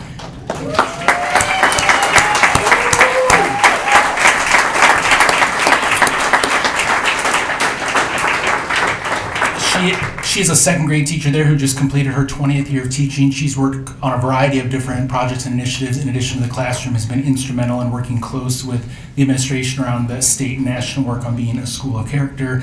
They were able to surprise her on the last day of school in front of her coworkers and her family. She received a nice gift basket with an iPad, and it's great for her and for Independence. So again, congratulations to Sasha.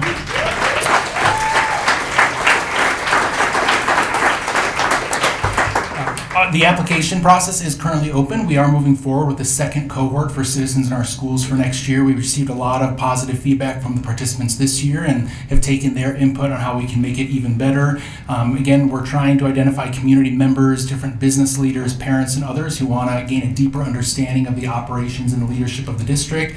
At the end, our goal is really to rebuild trust and continue to build transparency in the community with a well-informed group of stakeholders who just understand the work. And so that application process is going on now, and those are open through July 15th, and that's available on our website. We have started to advertise that everyone listening on the live stream and here tonight, that we want to invite everyone to join us at the new Francis Howell North at the school's Black and Gold opening celebration that will take place on Saturday, August 24th. It's a combination of their Black and Gold Day, which is their back to school event. We will also hold the official grand opening ribbon cutting ceremony at 2 p.m., followed by open houses with student-led tours, refreshments, and some special activities until 8 p.m. at the stadium that day. There will be club booths, activities, food, game performances, and a parade of our athletes. So we'll continue to communicate that out, but want to make sure that we're putting that date out there. I want to thank, there's a lot of work throughout the district right now. If you drive around, tonight Mr. Stutzer presented you approved moving forward with the Fairmont work, but the Henderson work has begun. The 5 security vestibules are well underway.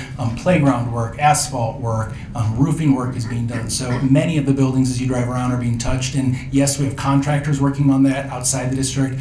Our internal teams are also working incredibly hard. I just saw a posting that I believe was it over 2.4 million square feet of flooring have been stripped down to the actual tile, and they look brand new and beautiful. So thank you to all of our employees who are working incredibly hard, and in many buildings doing that around summer programming, vacation station, and the other work, which is a challenge. So it's exciting. Again, the bond issue work taking place to really provide improvements throughout the district.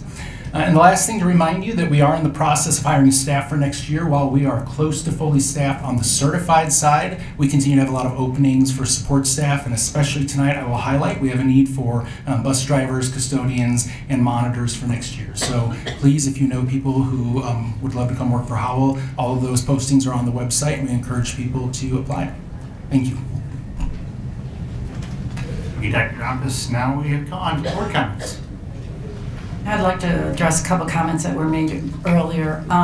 Actually, there was a comment made that we took away Black History and Black Literature courses. No such thing happened. We took away the Southern Poverty Law Center curriculum. Black history and Black literature courses were available in the January or the spring semester of this year. They obviously are not available during the summer semester, and they are available this fall. So no Black history or Black literature courses were ever taken away. Also, I did not mock, thank you. I did not mock kids, I don't know who that was. I did not mock kids for walking out and protesting as is their right. Go back and listen to the entire segment of the radio show. But I'd like to move on to the teachers are leaving the district in droves. Some candidates have even run on this concept. Let me impart some accuracy about the matter. I will qualify these numbers with a caveat that these are only high school teacher resignations.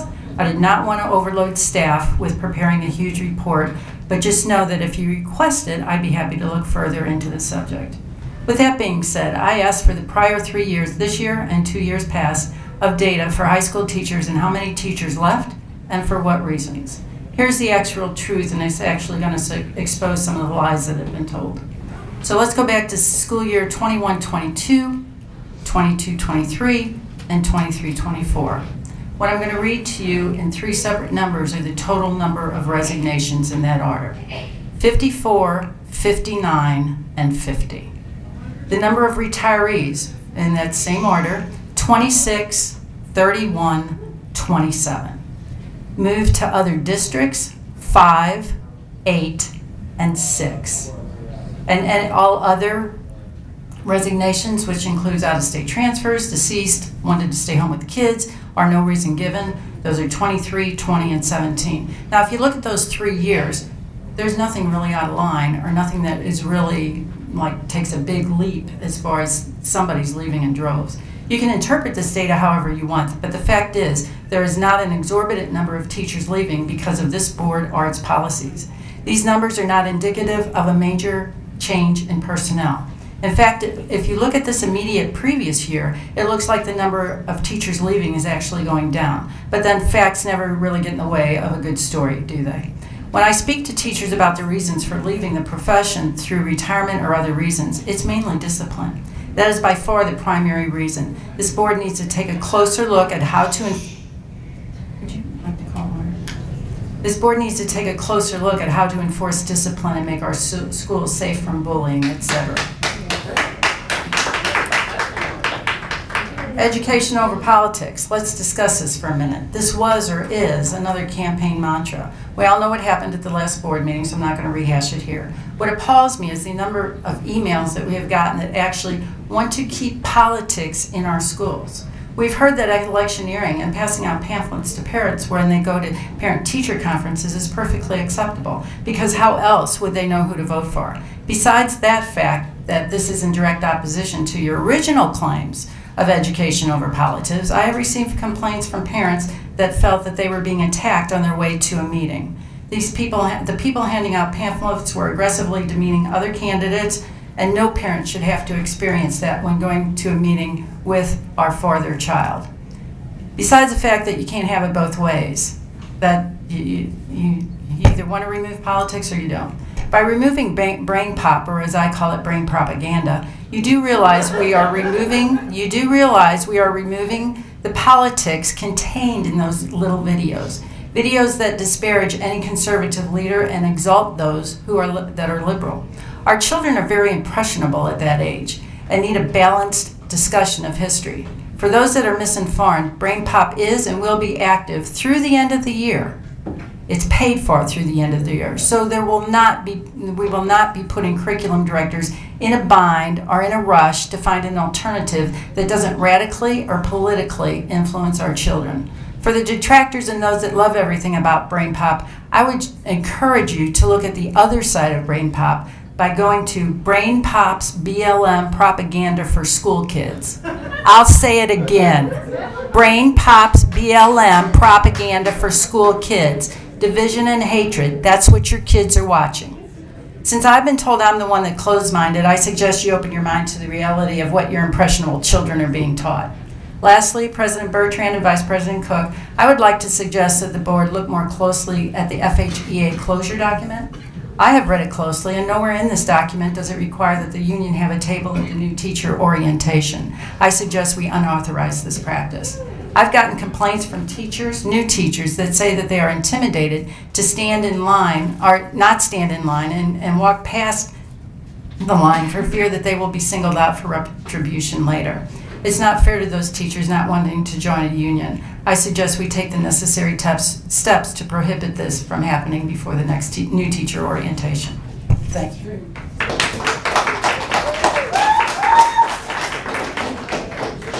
Other comments, board? I would like to thank the board, and especially President Bertrand, for letting us have this productive discussion. I was feeling very different at the beginning of this meeting, thinking, oh, this is a done deal. And I could see all the problems, and I know you could see problems too. And I appreciate us having a great discussion and a respectful discussion. So I'm really hopeful that we'll do this in the right way and it'll have the best benefit for everybody. And I think Stephen said we have probably more things in common than we have that are different. And I really believe that we need to move forward with unity. And the way that we do that is by listening to each other and respecting each other's opinions. And I will pledge to do my best for that with everybody on this board. And I'm feeling a lot happier about this, and I hope you all are too. Thank you. First of all, thank you. Thank you, Carolee. First of all, thank you all for everybody sending the emails. I've received about 75 emails, and I've responded to about 75 emails, and about 30 more. Keep emailing. Whether you agree with the board or not, it's always good to hear from the board. There's about 2 or 3 ideas that I didn't even consider from different angles, so I appreciate all of you taking the time to send the emails to the whole board. On the agenda, there's a line item called Bond and Capital Projects Update, and Director Rumpus referenced it. It has a lot of really cool updates about what's happening in the district right now. So if you were to click on that and just see all these different construction projects that are happening, it's really awesome, and especially as we get ready for the next school year. I know you all just started summer. But as you get ready for the next school year, you can see a lot of this stuff happening. But just check it out before you go to bed. I think there's some cool stuff there. I wanted to name, yesterday was Juneteenth, and just recognize that when I grew up in Collinsville, Illinois, I had no idea about Juneteenth or a bunch of other things that were happening in that area. And I just want to name publicly that I have a lot to learn in that area. And please keep sharing with me different angles when it comes to topics regarding race and what your experience is based upon who you are. Again, I have a lot to learn, so please keep sharing so I can learn what I need to learn in order to serve you all better. I do want to ask, as we go through all the conversations, realizing that 7 policies is a lot for any policy committee to go through in 1 month, and so just asking as we go through it all that one thing that's considered is to have half of the ones that go forward be presented in July and half the ones that go forward to be presented in August, so that a policy committee has a fighting chance to actually talk through it. Having them discuss 7 in 1 month would be difficult. And the last thing I just want to say, sometimes we talk about ideas so much that we forget those ideas are attached to people. And I'm aware that some of the conversations that happened tonight, some of the policies that happen, might be harmful to some of the people who are within our district. And I just want to remind people, if I could be of any service, if you want to reach out to me through email, I'll be glad to have a conversation with any parent, any kid who's especially feeling what might be unintended harm, but still harm from some of these conversations. I'm available.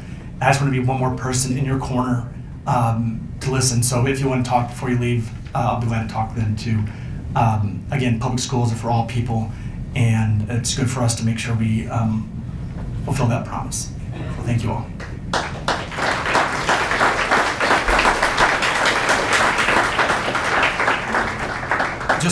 Just real quick, I know a teacher that's on the K-5 reading curriculum task force. It would be nice there's some really good stuff happening with that. It'd be really good to have an update from Nat about that in the July's meeting. K-5 reading program. Yeah. Else, board? Oh, and then also, with all the emails, I can assure you, I have no political aspirations beyond this school board. This is The school board pays way too well for me to, which is 0, right, Stephen? So, no, this is the limit. There's 3 minutes. I will say something, just real quick, to Stephen's point about, you know, some of the projects going on around the district. I had the opportunity to tour the new Francis Howell North High School, and I hadn't been in there since, well, I guess they had just completed the roof, and I just came back in, and it's, I mean, I think kids could be there right now. It's unbelievable. The district is in for a treat, but more so the students that get to go in there for the first time. It is absolutely amazing. I have never seen a high school like that. I know there's some high schools in Texas that are like small cities.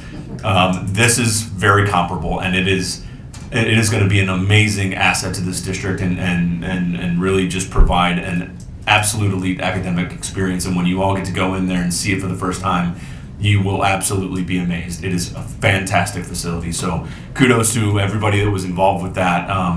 I know there was some turmoil around the price tag of it, but when you see it, it is going to be a marvel of St. Charles County for sure. So thanks to Saloom Stutzer and Mr. Fletcher that took me around the building. But it was if anybody has a chance to just go take a look at it, it is fantastic. You should all go through if you haven't. Can you get in? Huh? Can you get in? Can you get in? Yeah. Yeah, they didn't give you a key? No, Yes, of course I you know can get in. everybody gives you a key. They can get you in. This young lady right here will be happy to set that up anyway. But yeah, and if you drive by, just take a look at it. It's a fantastic facility. I was there on the day that the football players were getting their equipment, their pads, and I saw a couple people in the gym. They're actually using the gym currently. There was a camp in there. And I saw a couple of kids that I know in there shooting hoops, and you know they were one of them was okay, I guess. And he knows who he is. But anyway, it is a fantastic facility, and I invite you guys all to just take a look as you're driving by and look at the marvel that is now one of the best assets of this district. It's fantastic. Thank you, Mark. I do have a few comments as well, probably longer than we normally talk, but some of the state a few things. Number one, thank you to everybody in the district that's working over the summer. I really appreciate that, but you're really what makes Francis Howell a great district, and I think you've heard tonight and a lot of the comments on the podium, like we all know it is a great district. But also you've heard in the comments tonight that doesn't mean we can't get even better. First, we have to get agreement around what that looks like. To do that requires real conversation and collaboration must happen.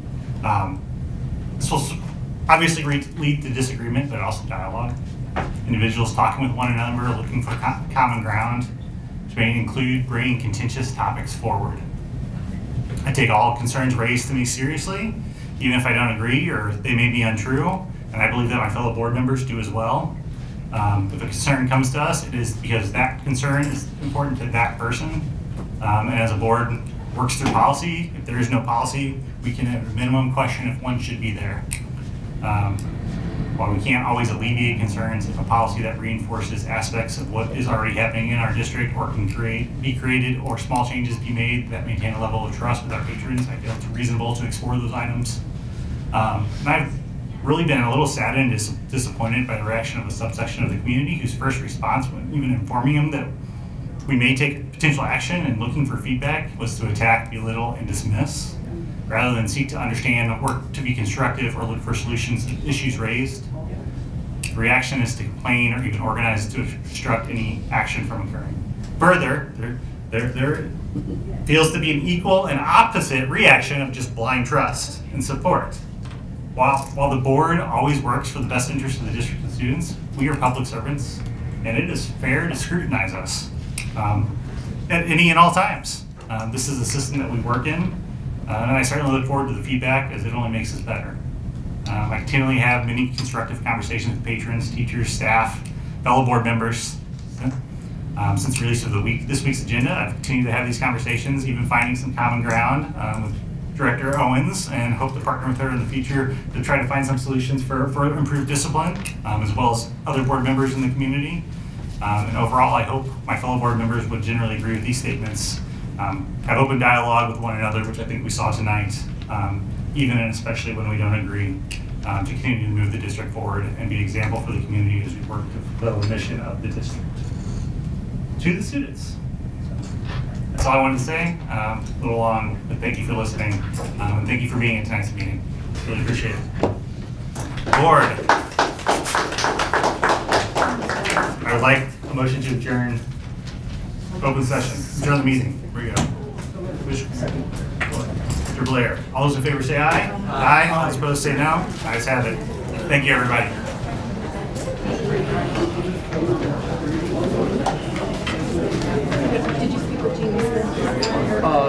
So we're at the first one. Yeah, we're not even maybe if you're trying to get a. Yeah, we've already.